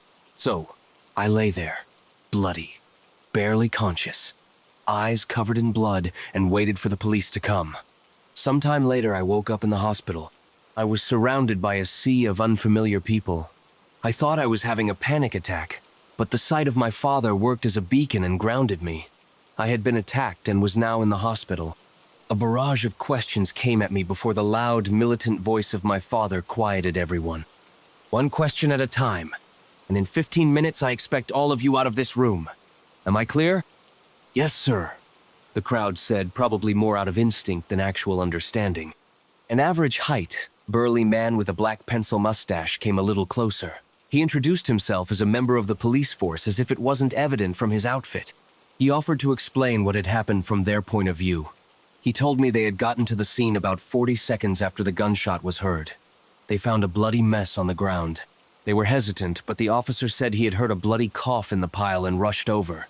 Unable to differentiate the bodies, they started tugging on random limbs until 2 clear bodies could be seen. They didn't have EMPs with them, so they decided I was going to die anyway, so they might as well try to carry me back to the squad car and drive to the hospital. They managed to do this with only some muscle tissue sloughing off of me. Another officer, this one larger but with wild hair and way better facial hair, moved forward only to add that he was the other officer with a smug smile before reading the room and backing up again. I was extremely lucky to be alive, they said. The officer spoke very calmly throughout, using every second of the 15 minutes my father had allotted for the crowd. The officer winked at me as he escorted the others out of the room and then closed the door behind him. My father stayed behind and told me how much he loved me. I haven't seen him like that since, but it's nice to know that Side is buried somewhere in there. As for the cottage, it may be crazy to believe, but my whole family, including me, uses it. I never go alone, but I have somewhat gotten over the trauma this thing inflicted on me. After a while of normal life, I got bored of it again and decided I wouldn't let that thing take away the only place I had for experiencing life to the fullest.